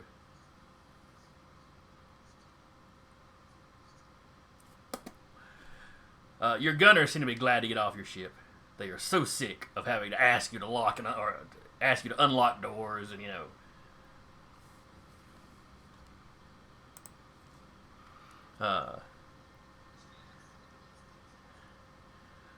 Captain Varlas kind of tells them, lighten up. They don't know us yet. They don't trust it. There's not 100% trust yet. Calm down. He tells you you're in luck. Today you'll be meeting Vercast himself. He tells you when you meet Vercast, though, keep your heads down. Do not look directly at him. Until he speaks to you directly, at which point make eye contact and do not look away from him until he stops talking to you. As soon as he starts talking to somebody else, lower your head again.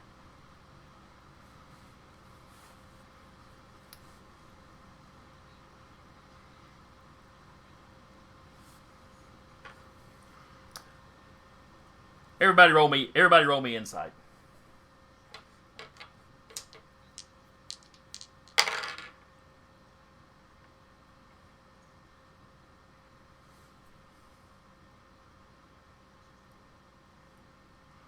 If he can overhear this, though,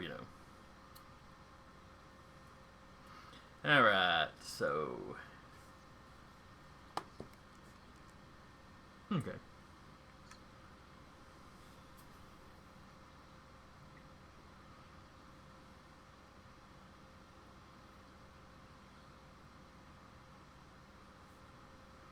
And what did you get, Deca?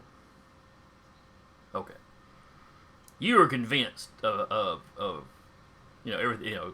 You're taking note of what the captain says. You're thinking this must be some this Veracast guy must be some kind of nut, but all the rest of you realize pretty quickly that the captain is pulling your leg. His first mate is doing an excellent job of keeping a straight face while he does it.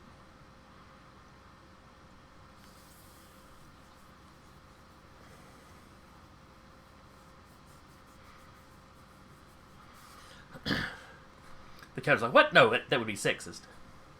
Vercast is many things. And then he just kind of breaks down laughing. No, just, be respectful when you speak to him. We're pirates. We're not real hung up on formalities.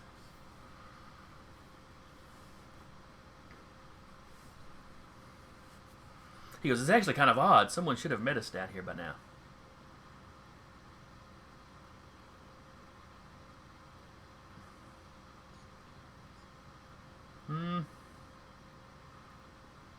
Well, none of the other ships are here, so,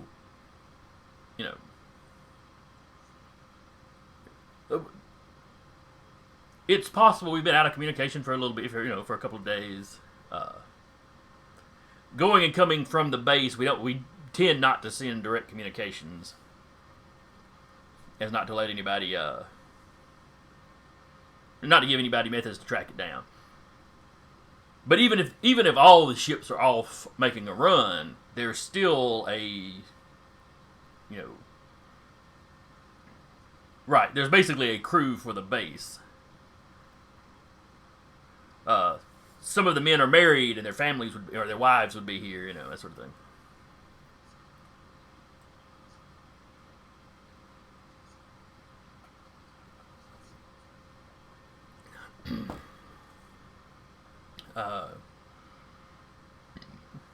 Speaking of hacking into that, I forgot to tell you, not that it's terribly, terribly important, but you didn't have much trouble getting into the black box.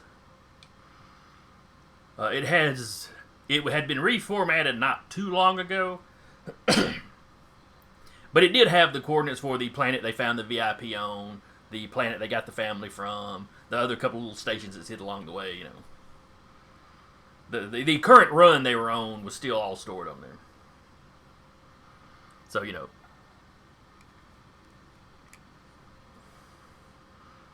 week and a half of hopping around,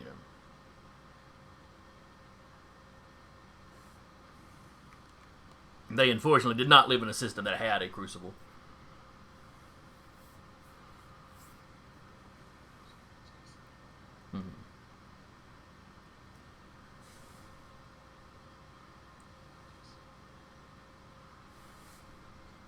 All right.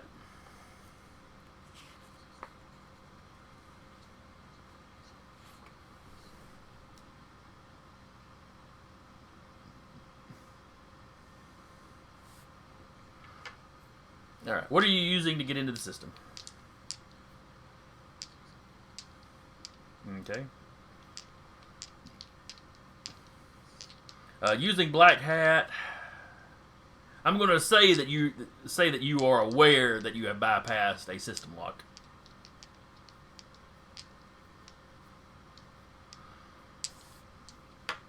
But it's not it's nothing super high level. I mean, your Black Hat gets through it, of course. But.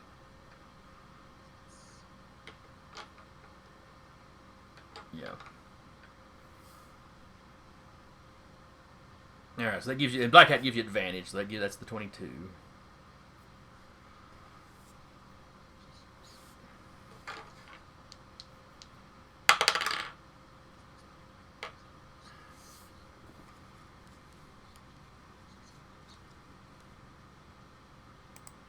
But something you might have to look up at some point.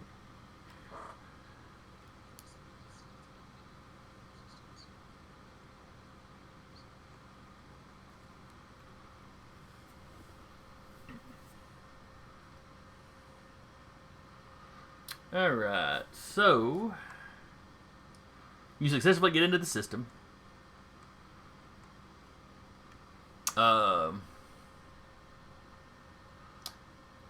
What are you trying to do? Are you trying to access station logs, the security system?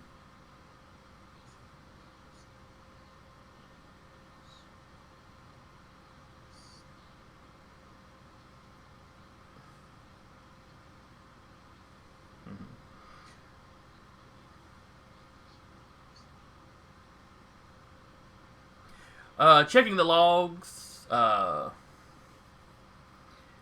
The Eternal Voyager, and let's see.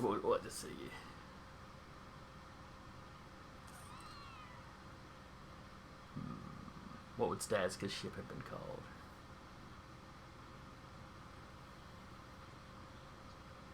Yes, but that would not be what this station had it logged as when it left.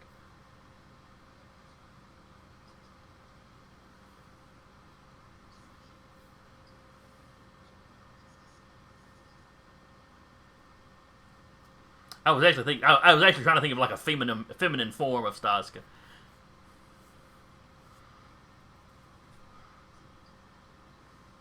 He talks about himself in the third person. Yes, he's pretty full of himself.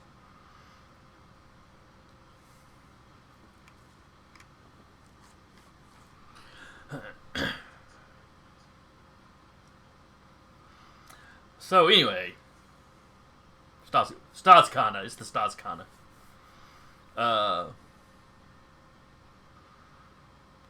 So they're the last ships logged to have left. After they left, there is one more ship that logged in as having arrived.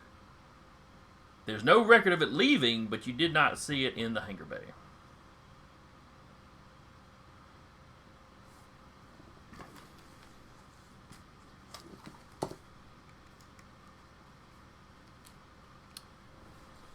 These guys do look, just based on looking at their records, they do seem to be pretty well organized. There is like a dock master that's in charge, obviously one of the station staff that's here all the time that's in charge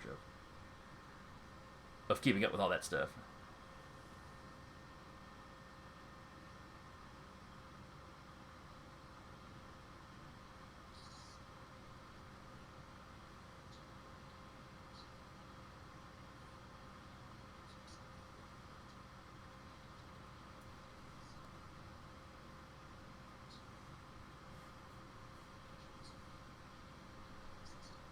Okay.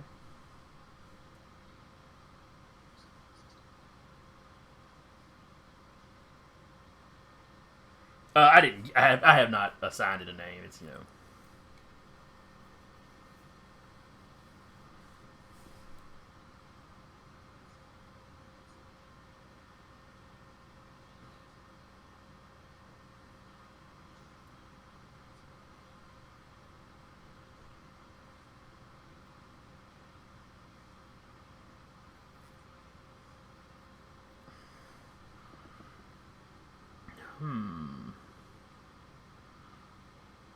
He's like, no.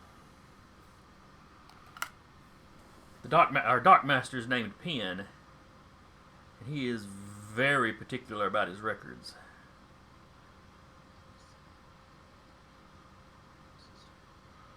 Well, yeah, he'd be down as the dock master. It's his login that has put most of the information in. Occasionally with somebody else that probably a subordinate.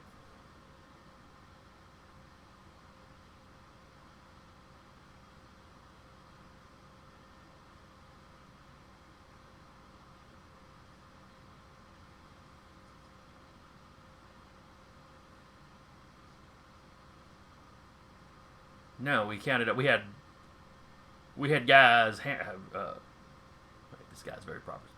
No, we had a security force on. We had a base security force. I mean, it was 5 or 6 guys.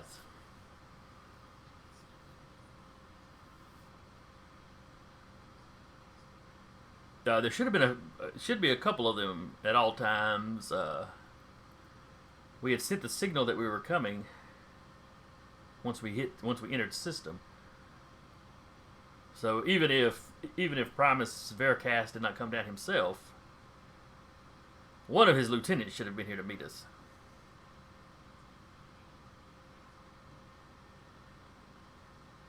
No. The closest we have to that is the teasing I do about how you have to act around Veracast.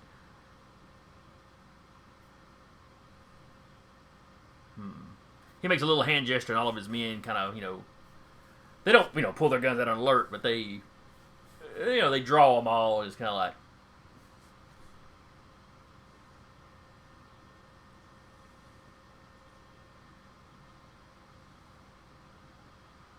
because it's, let's see, it's Staska, it's him, it's the captain, It's the captain's 3.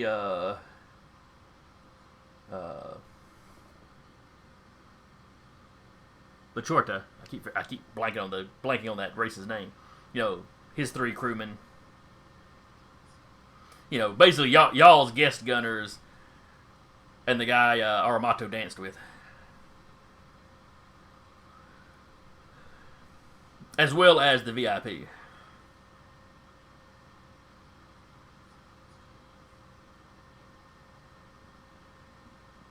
The captain's still looking around. Of course, somebody here. You've proven yourself capable.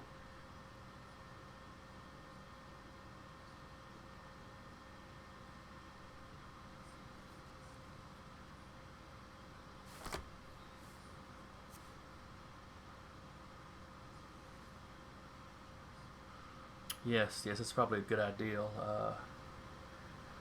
Magfug, take our guest to the holding cell on my ship. And one of his guys turns around and kind of gestures for the VIP. You know, doesn't snatch him, doesn't, yeah, in a fairly professional manner.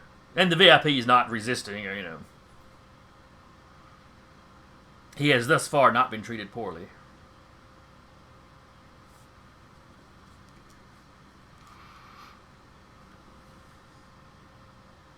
All right. And your entire crew unloaded. Varlas was quite firm that Veracast would want to meet everybody.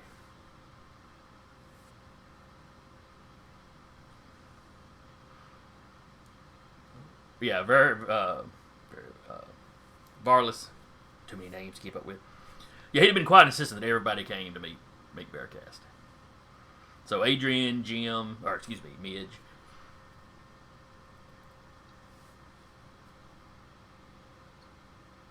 I assume most of you were probably giving. What was Arden's last name? Sterling, that's right. I knew you had come up with it.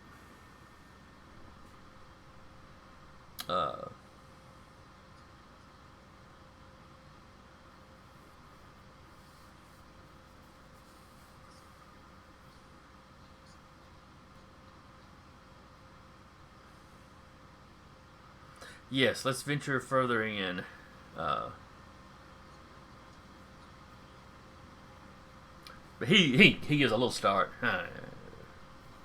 I would save those Esper abilities in case there is something seriously wrong. And the gun the captain has pulled is a very ornate pistol.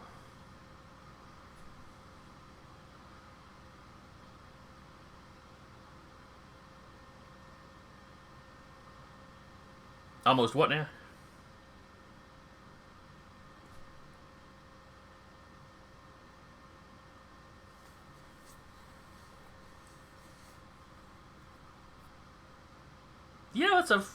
That's a fair. Because he's got the puffy shirt and And while this gun does not have the super wide barrel of an actual flintlock kind of pistol, it's got that kind of flow, curved shape to it. And he's got a corner hat with a little feather.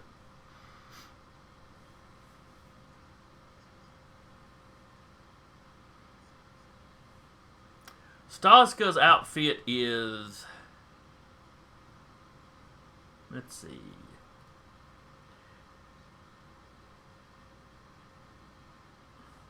Actually, Staska's in a kind of a flight suit. It looks well made. It looks very military, just without any, there's no medals or anything identifying as being part of any kind of government or armed forces. But it's got kind of that military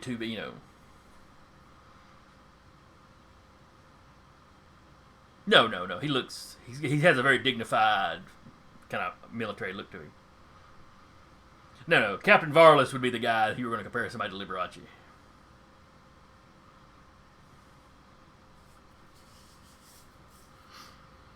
I mean, assuming Liberace was more into the ladies.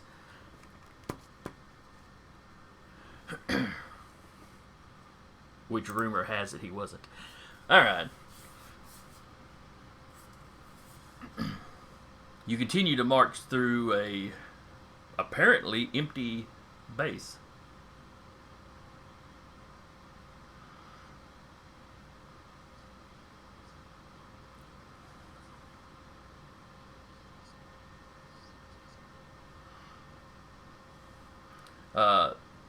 The captain and the rest of the crew seem to get more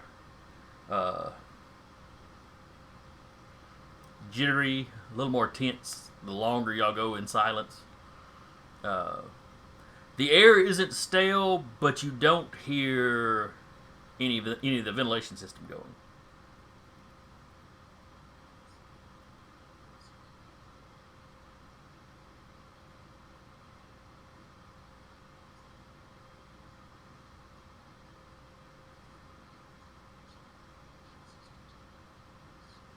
All right, what were you asking, Patrick?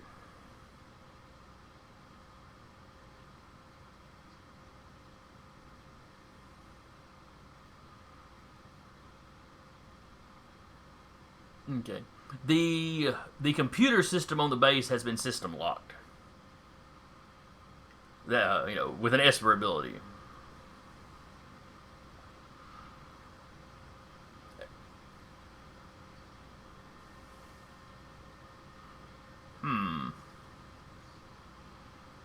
Veracast himself is an Esper.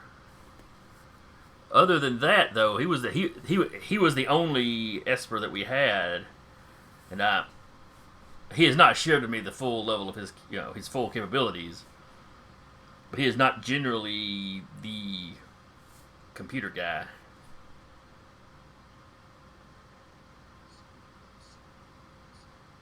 Mm-hmm.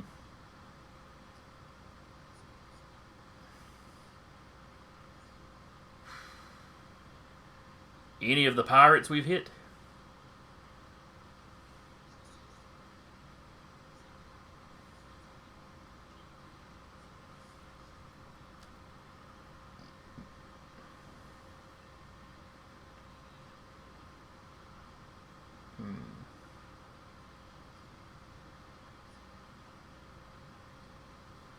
Yeah.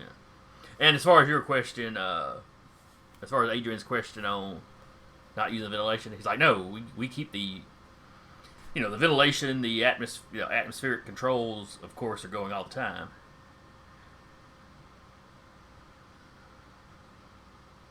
No, I haven't heard him or felt anything walking by the vents either. Now, gravity and heat seem to be fine. And like I said, the air hasn't started getting stuffy yet, so it can't have been off all that long.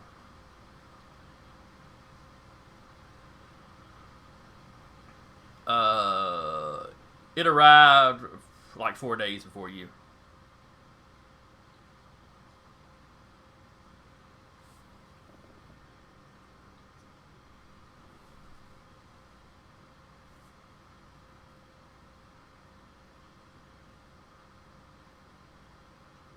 I'm not sure that was a voice I recognized.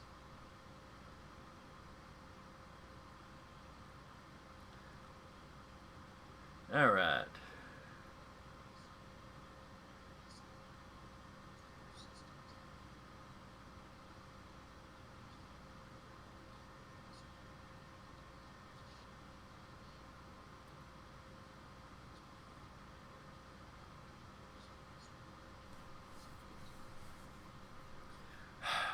Varlas is like, if there was some sort of emergency and everyone had to load up and leave, then it's possible it wouldn't register in the system. I don't think the system does that automatically. I think Penn or one of his underlings had to do it manually.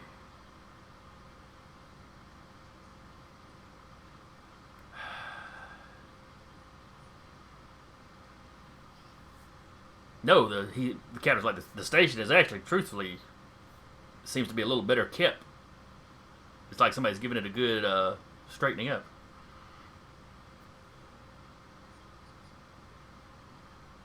Oh, we've been in desperate need of it. Maybe Veracast finally listened to me about it.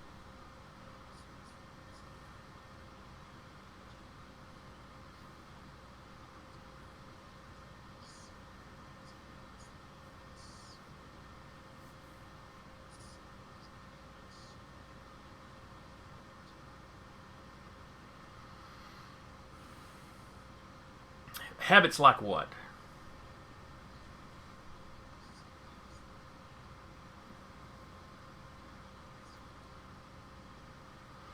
Several of the Primorians you run into when you research the, I guess you'd say the host they ran, it would be people that had disappeared at some point. But it was not usually big mass groups. It was, small, the crew of a small ship, things like that.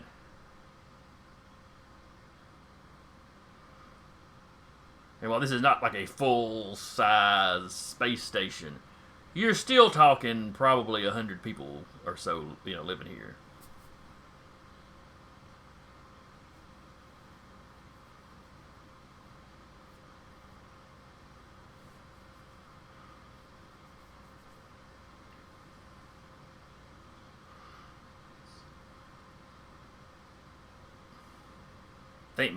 Largely things we stole from other pirates.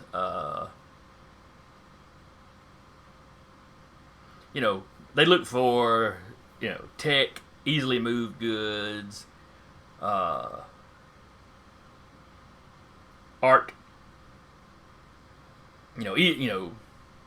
things like, paintings and whatnot that are small, relatively light, but very valuable.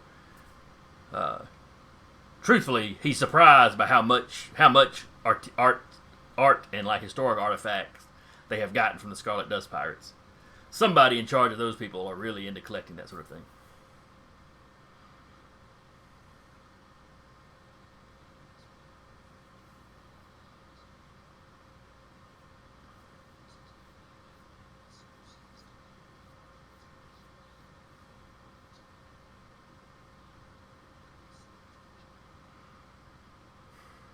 Not without obvious signs of a fight.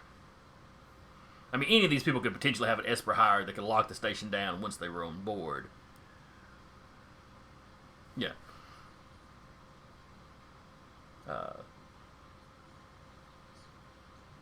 Yeah. So y'all check out a galley. You hit a few of the, what was that, Deca? Yeah, you check out a few of the living quarters. Everything seems to be empty.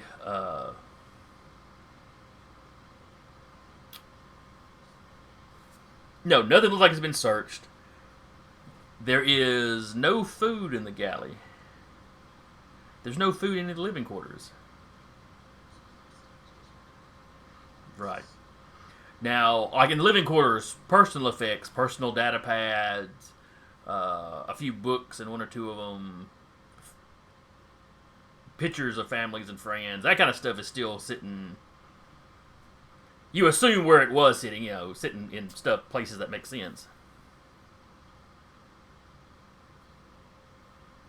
Everything edible is gone. You don't see any people. You don't see any pets.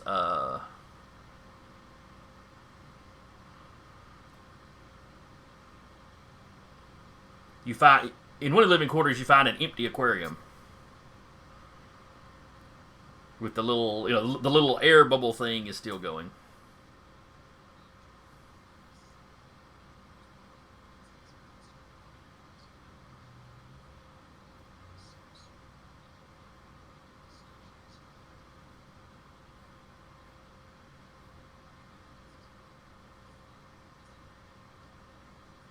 No, it's got water.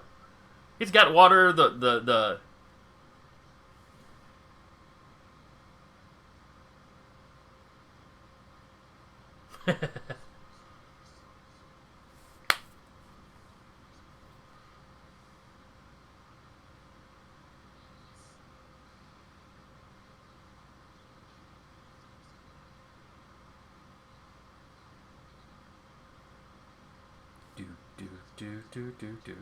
do. All right.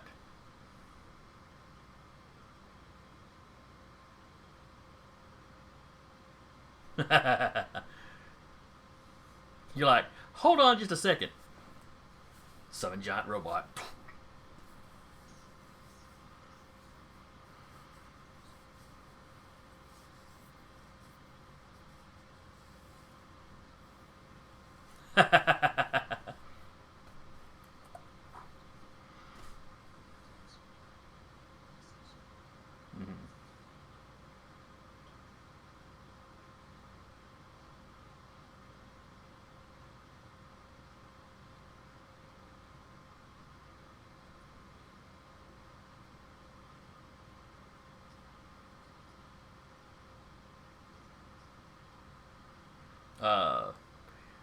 The next room, Yanni checks out.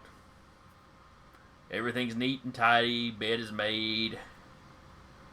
In that room, you notice some empty some not potted plants, but the empty pots that a plant would be in.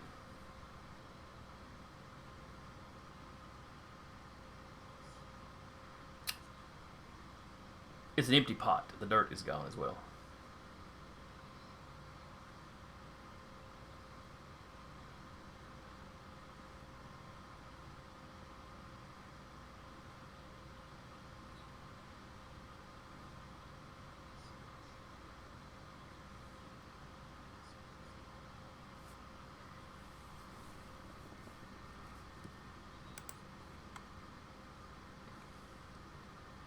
Let's see.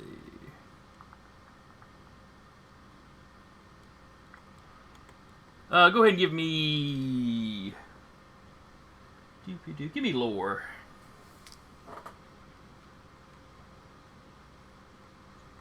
Oh, lore is intelligence. Yeah, it's kind of a general knowledge, history.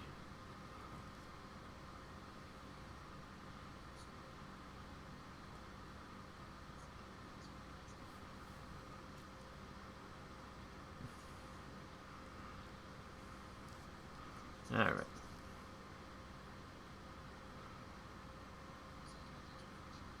All right, and is that 15? No, that 15 is something you rolled earlier, wasn't it, Eric? Okay, yeah.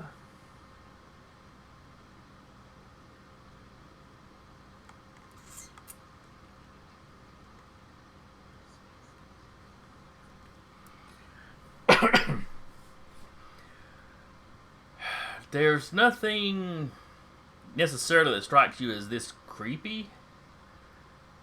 You have a AI race called the Kanashi that areas they take over, yeah, they tend to eject, organic life and, clear it out. You're not particularly close to any of their controlled space, though. You're actually quite a distance from any of their kind of control.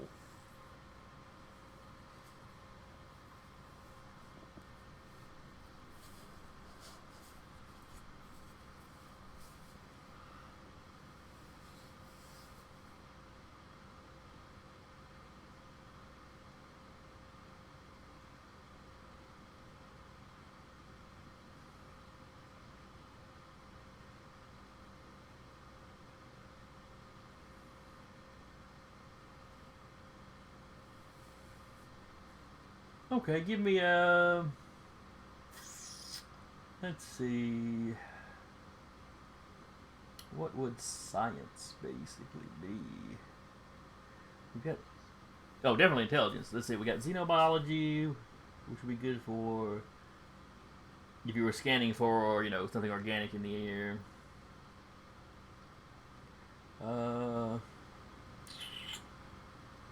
I guess give me either xenobiology or I guess lore. Hell.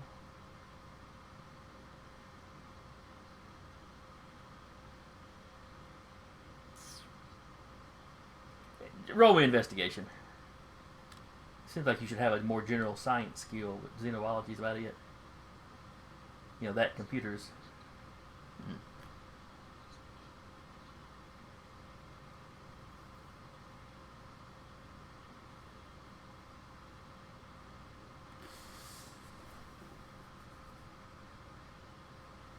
Okay.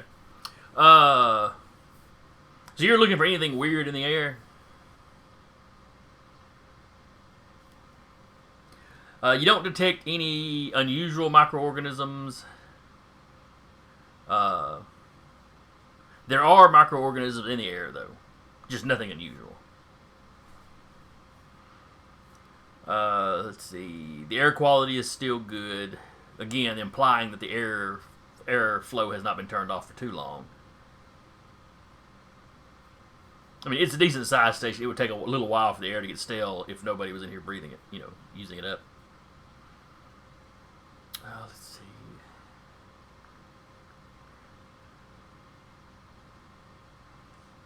there's no nanites floating around in the air or anything, super hinky.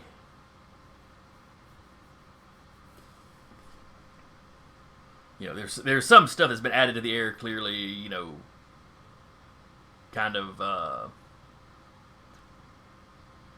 not deodorant, but like fragrances, stuff they did to make the air smell a little fresher, maybe than station air naturally would be. Again, though, is nothing unusual. By this point, the Bachorta, the two Bachorta that are still with you, they are actually actively talking to each other back and forth in their native language. And every now and then making these little hand gestures that you're not familiar enough with their culture to know what they mean. But it strikes you as being done in kind of the same manner that a Catholic would cross themselves if something really freaked them out, or, if they were... you're taking it... This is a, relatively primitive species. You're taking this as every now and then they're making a little sign against evil or something. Yeah. That's what I meant when I brought Catholic, like, crossing themselves. But, the captain is I mean, he's looking he's looking a little freaked out too, but he's maintaining composure a little better. Finally, he goes, all right, enough of this. What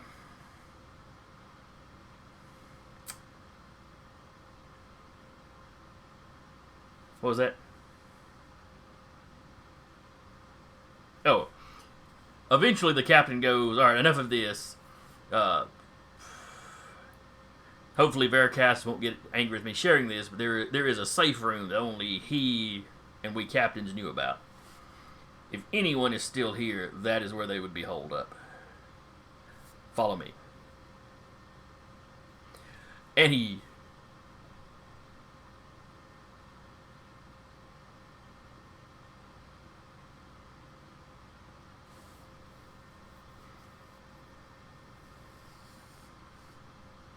Ah, good.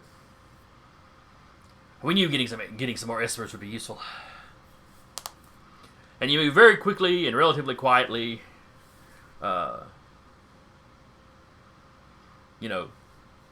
He's got his crew still kind of popping doors open as you walk by just to kind of make sure they're empty. You get back to a large storage area. There's actually not a whole lot stored here. That it's kind of the corridor, and the corridor ends, and it's possibly a natural cave, within this asteroid. And he goes to the far back wall. You see him kind of feel around for a minute. All right, it's the trigger is here somewhere. I haven't actually used it or been back to this door since Veracast originally. There it is. He does not actually activate it, but he's found the spot. All right. And he basically tells you, this little area here is the door. It's very well hidden. The door is very well hidden. But...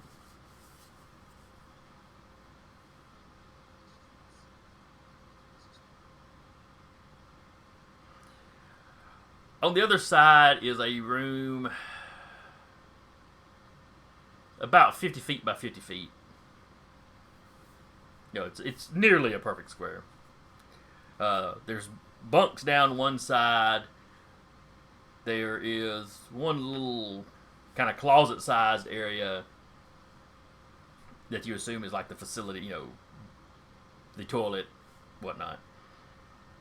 There's a food dispensary thing over to one side that would probably produce paste, nutritious pastes, nothing you would want to be eating, but something, they could store a lot of it in a small area and it would last for a long time. Yeah. There's also a weapons rack on one wall.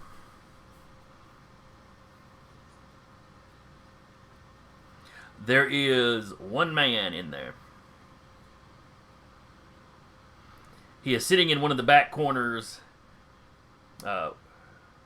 with a very large gun in his hand, just sitting on the floor, back against the wall, staring towards the door.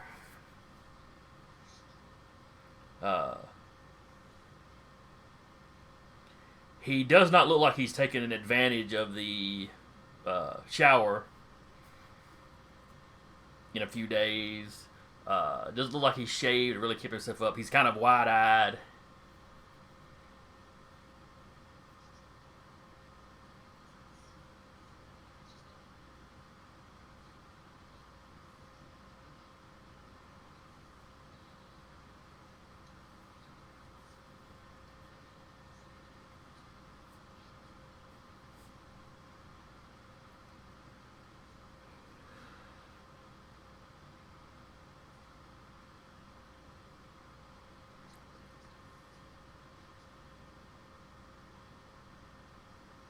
Yes, ask who it is. And looking at him, you can clearly tell it's an Ashen Forge.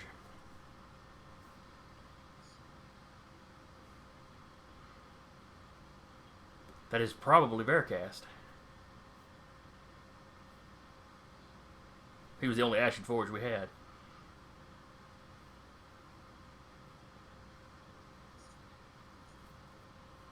Veracast. Oh, I'm sorry, the captain is Varlas.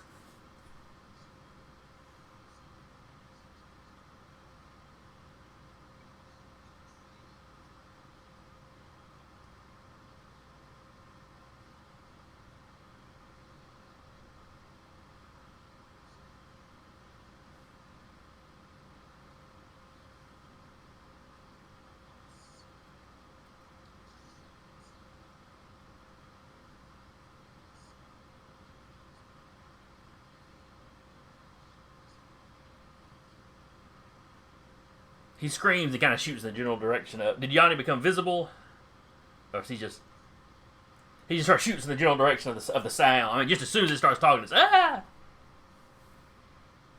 And you have to repeat yourself before it really seems to get through to him. You do not.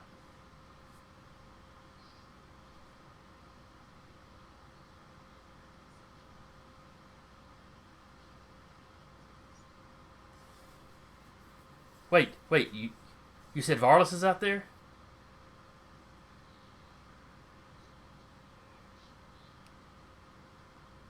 He'd have a ship. Prove it. Prove Varlas is out there.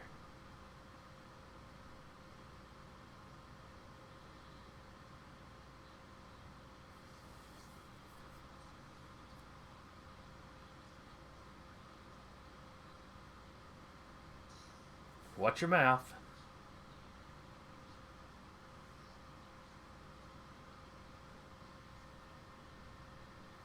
You probably startled him.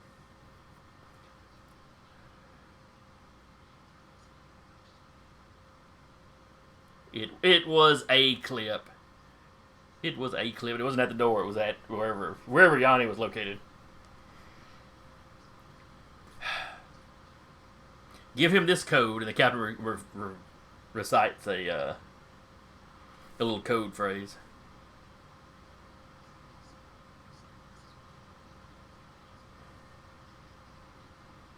He's playing to his weaknesses.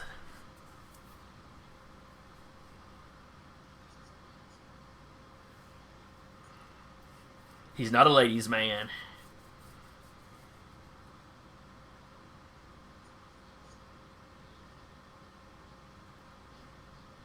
Yes. Send Varlas in first.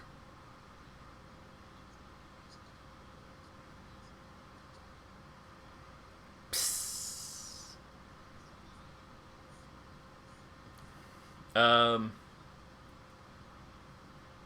The air.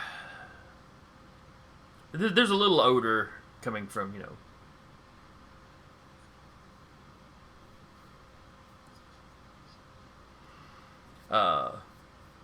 Veracast comes to the door. He's wide-eyed. He's a little frantic. But he looks around, he recognizes the captain, of course, and the Pachorta crewman. It's like, oh, thank the gods. Varlas, you have your ship. We have to get out of here. We have to get out of here now.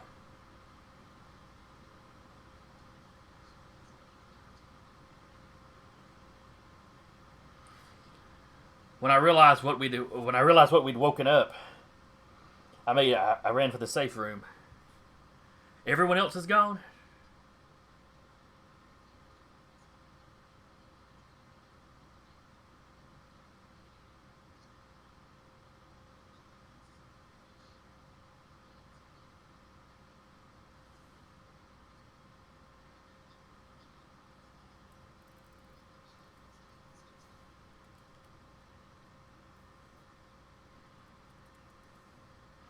We should have left it alone. We sent for this. I sent Varlas out for the specialist. We should not have messed with it until he came back.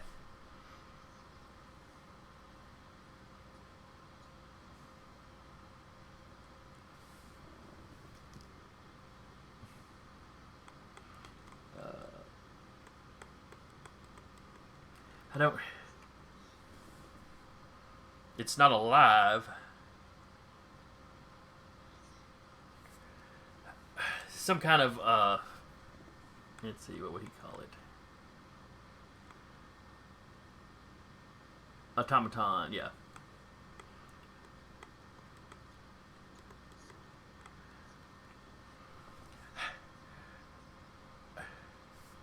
Yes, I think we thought it was an old artifact from something obviously advanced, but it.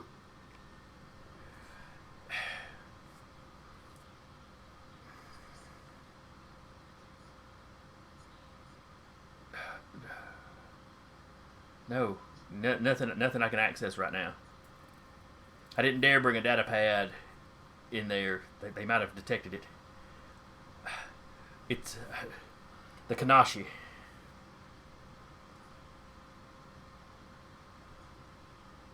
Yes, that was the thing that this kind of reminded you of, but this wasn't near their area.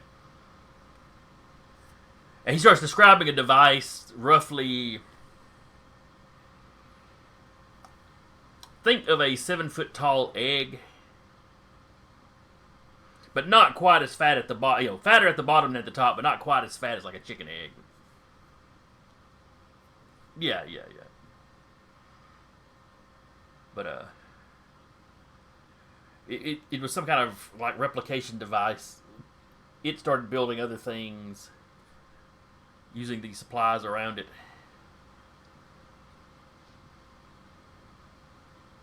Yes. It beelined for our ship, both to cut off escape and.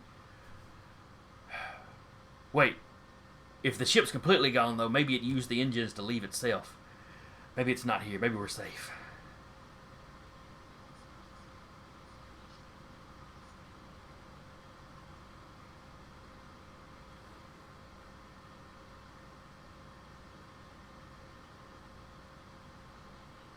Yeah, pretty sure he said it went after that ship first thing, or the stuff it was replicating and building.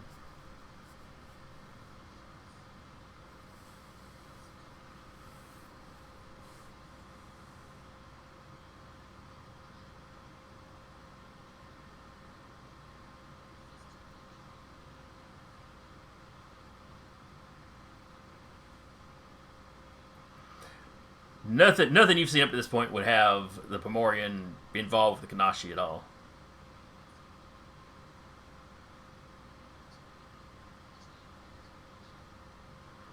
That is what Veracast tells you he thinks it was. Yeah. So automatons, but self-aware.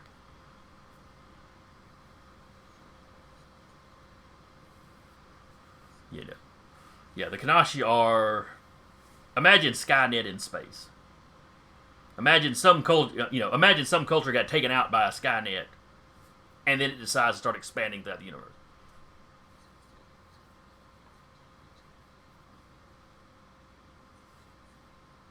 Yeah, kind of. I mean, it is the worst case scenario of AI.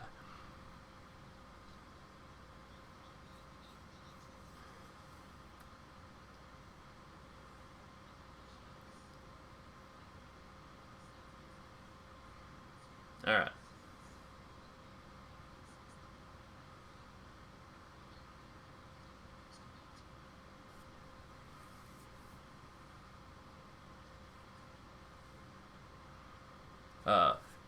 Varlas tries to calm the ship, but he can't get a signal through.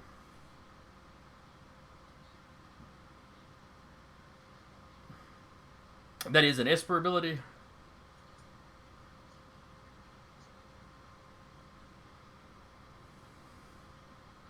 You access the ship via that method. Actually, let's see. Which I guess you're contacting Varlas' ship. Who's on the roustabout? Who's on the roustabout that you'd be talking to, then? Jim Midge was part of the crew and had to come. He's with you. It's just the family there. Which, I mean, you could have left you could access the comm unit or whatever in your room to.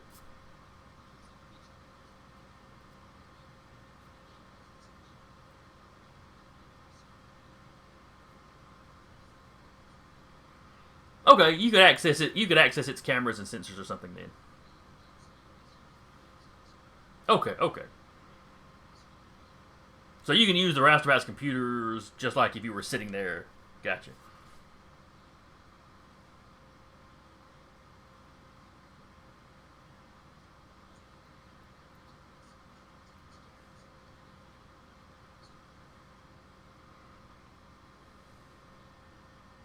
The roustabout has been... It is not damaged. It has been subjected to scans. It is detecting movement on its hull.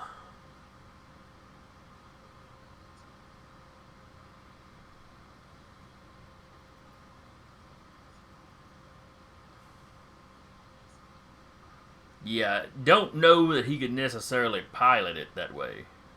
Or use its guns. He could make the guns fire. Don't think he could really aim them worth a crap.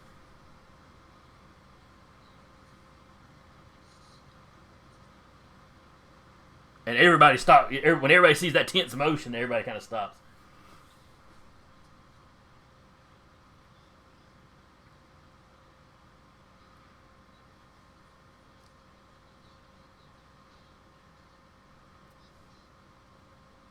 Varlas is like, or Varlas rather, is like, quickly to the Eternal Voyager.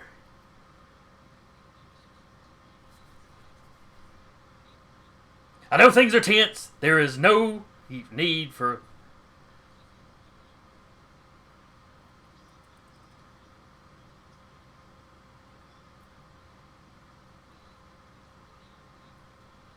All of this is while you're running, you know.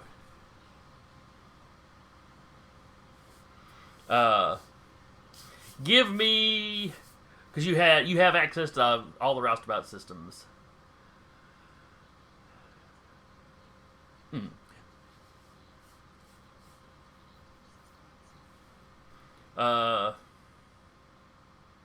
And something is trying to access the system remotely, but not, it's not having any luck.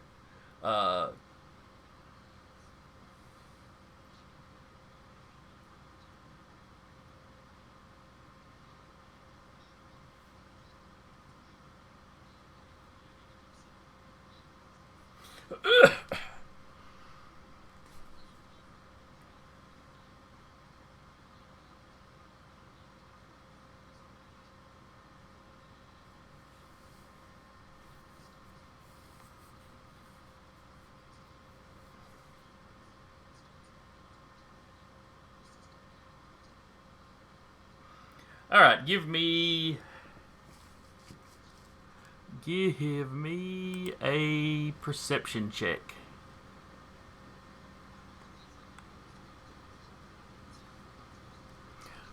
He is not a big man.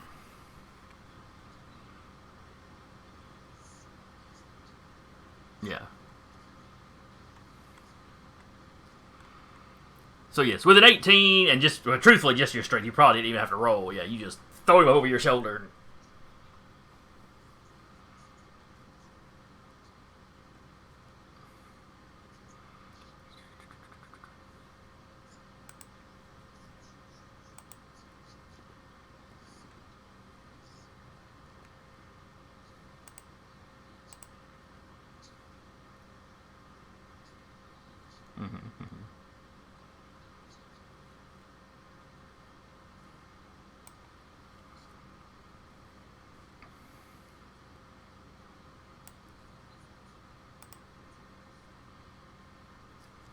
Oh, it's very nice.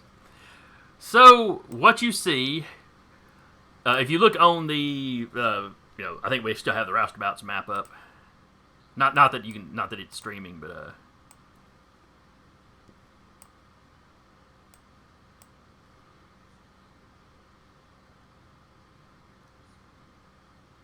what?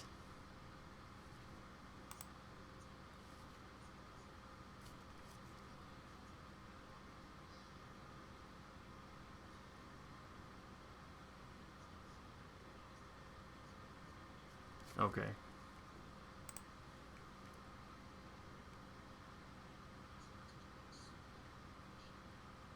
Yeah, for some reason I'm not getting.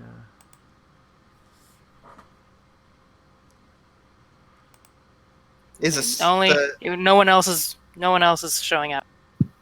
Okay, I have switched over to the other scene I had set up in OBS. Can you hear me now? Now we can hear on the Discord or on this. All right. Yeah. What in the world did I do wrong with that other one? Oh no, that's like the entire. That's potentially the entire stream. It's been about half of it. Yeah. That's Yeah. not good. That's not good. That's what it is. Hang on just a second. I'm going to switch back and see what I'll spend the next 15 minutes doing that instead of We're like. gonna spend the next 15 minutes freaking about this giant spider on the roustabout.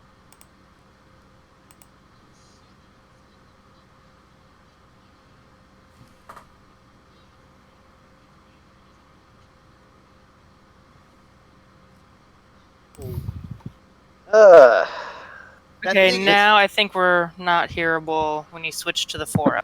Yeah, I can't figure out what it is. Image. I must have The- forgotten to put a source in. See, Yeah. Armand, so this is why he said, "Carry me. I've got shit to do." Just leave it right here for now. Yeah, We that's can what just we'll leave have it right to. here. I'll get it sorted out by next time.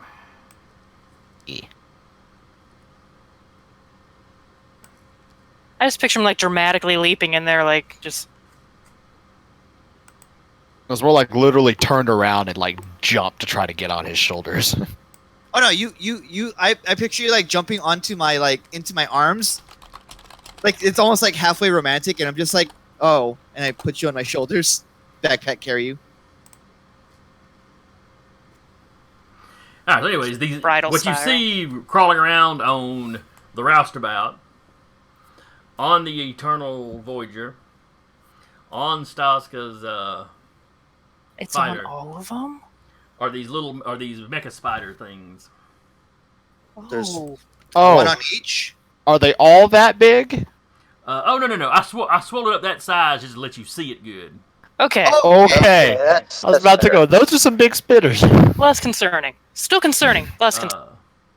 Yeah. Let's see. Oh, they are, however, large creatures. Okay. They're still bigger than Still us. big It's not boys, that but big. not big boys. Yeah. Yeah. Is there like a lot of them, or is it like? Oh shit!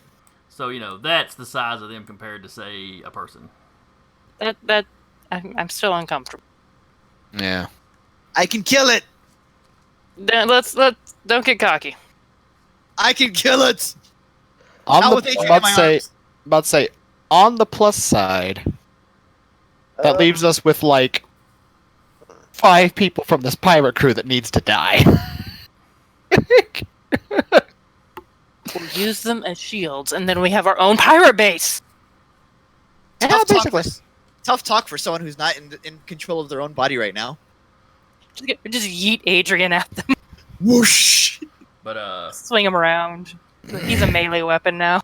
there's like 8 of them roaming around the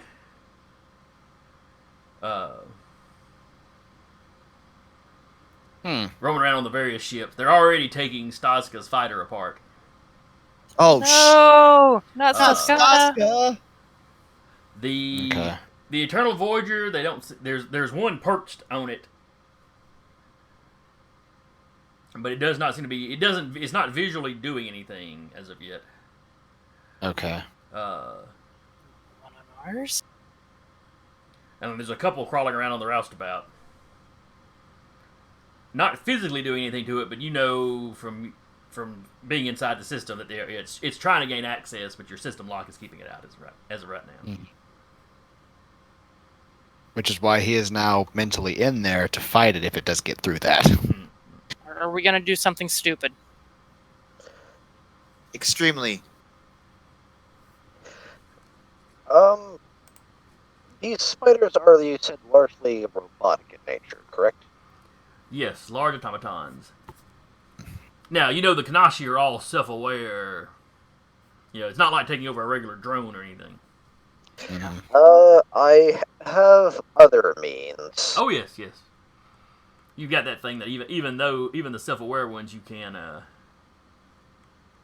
potentially mentally dominate for a short time at least. Also, EMP blast. Oh yeah, they would be susceptible to that. Give me actually everybody that's well, actually it's only Adrian that has seen this thing. So Adrian, give me a lore roll. Okay. Lore roll. What is lore based out of? Intelligence? Intelligence. Yes. A 2 plus 6. Nice. Unless I'm getting anything like some form of advantage for this. I don't know. Nope. Okay. You are not familiar enough with the Kanashi to know what kind of Kanashi this is. Other than it's a creepy spider looking thing.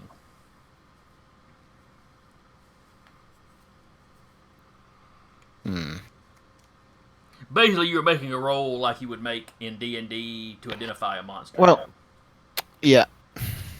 Question then, since we were told already that the one that they woke up was some form of replicator, would that help any at all?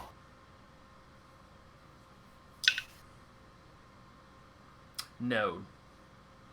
That is probably not something you'd have ever heard of anyway. Fair enough. Okay. Yeah. When the Kanashi invade from like their area of space or whatever, yeah, they're coming with ships and fleets, you know. Mm-hmm. I mean, they may send smaller units out as infiltrators or something, but Okay.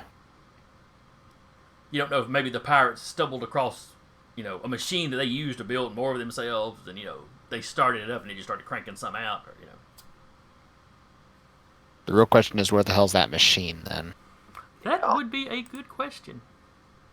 First, I suggest we get people all onto one ship, get them off of one of the things off of one ship, and then somehow get people at a safe distance.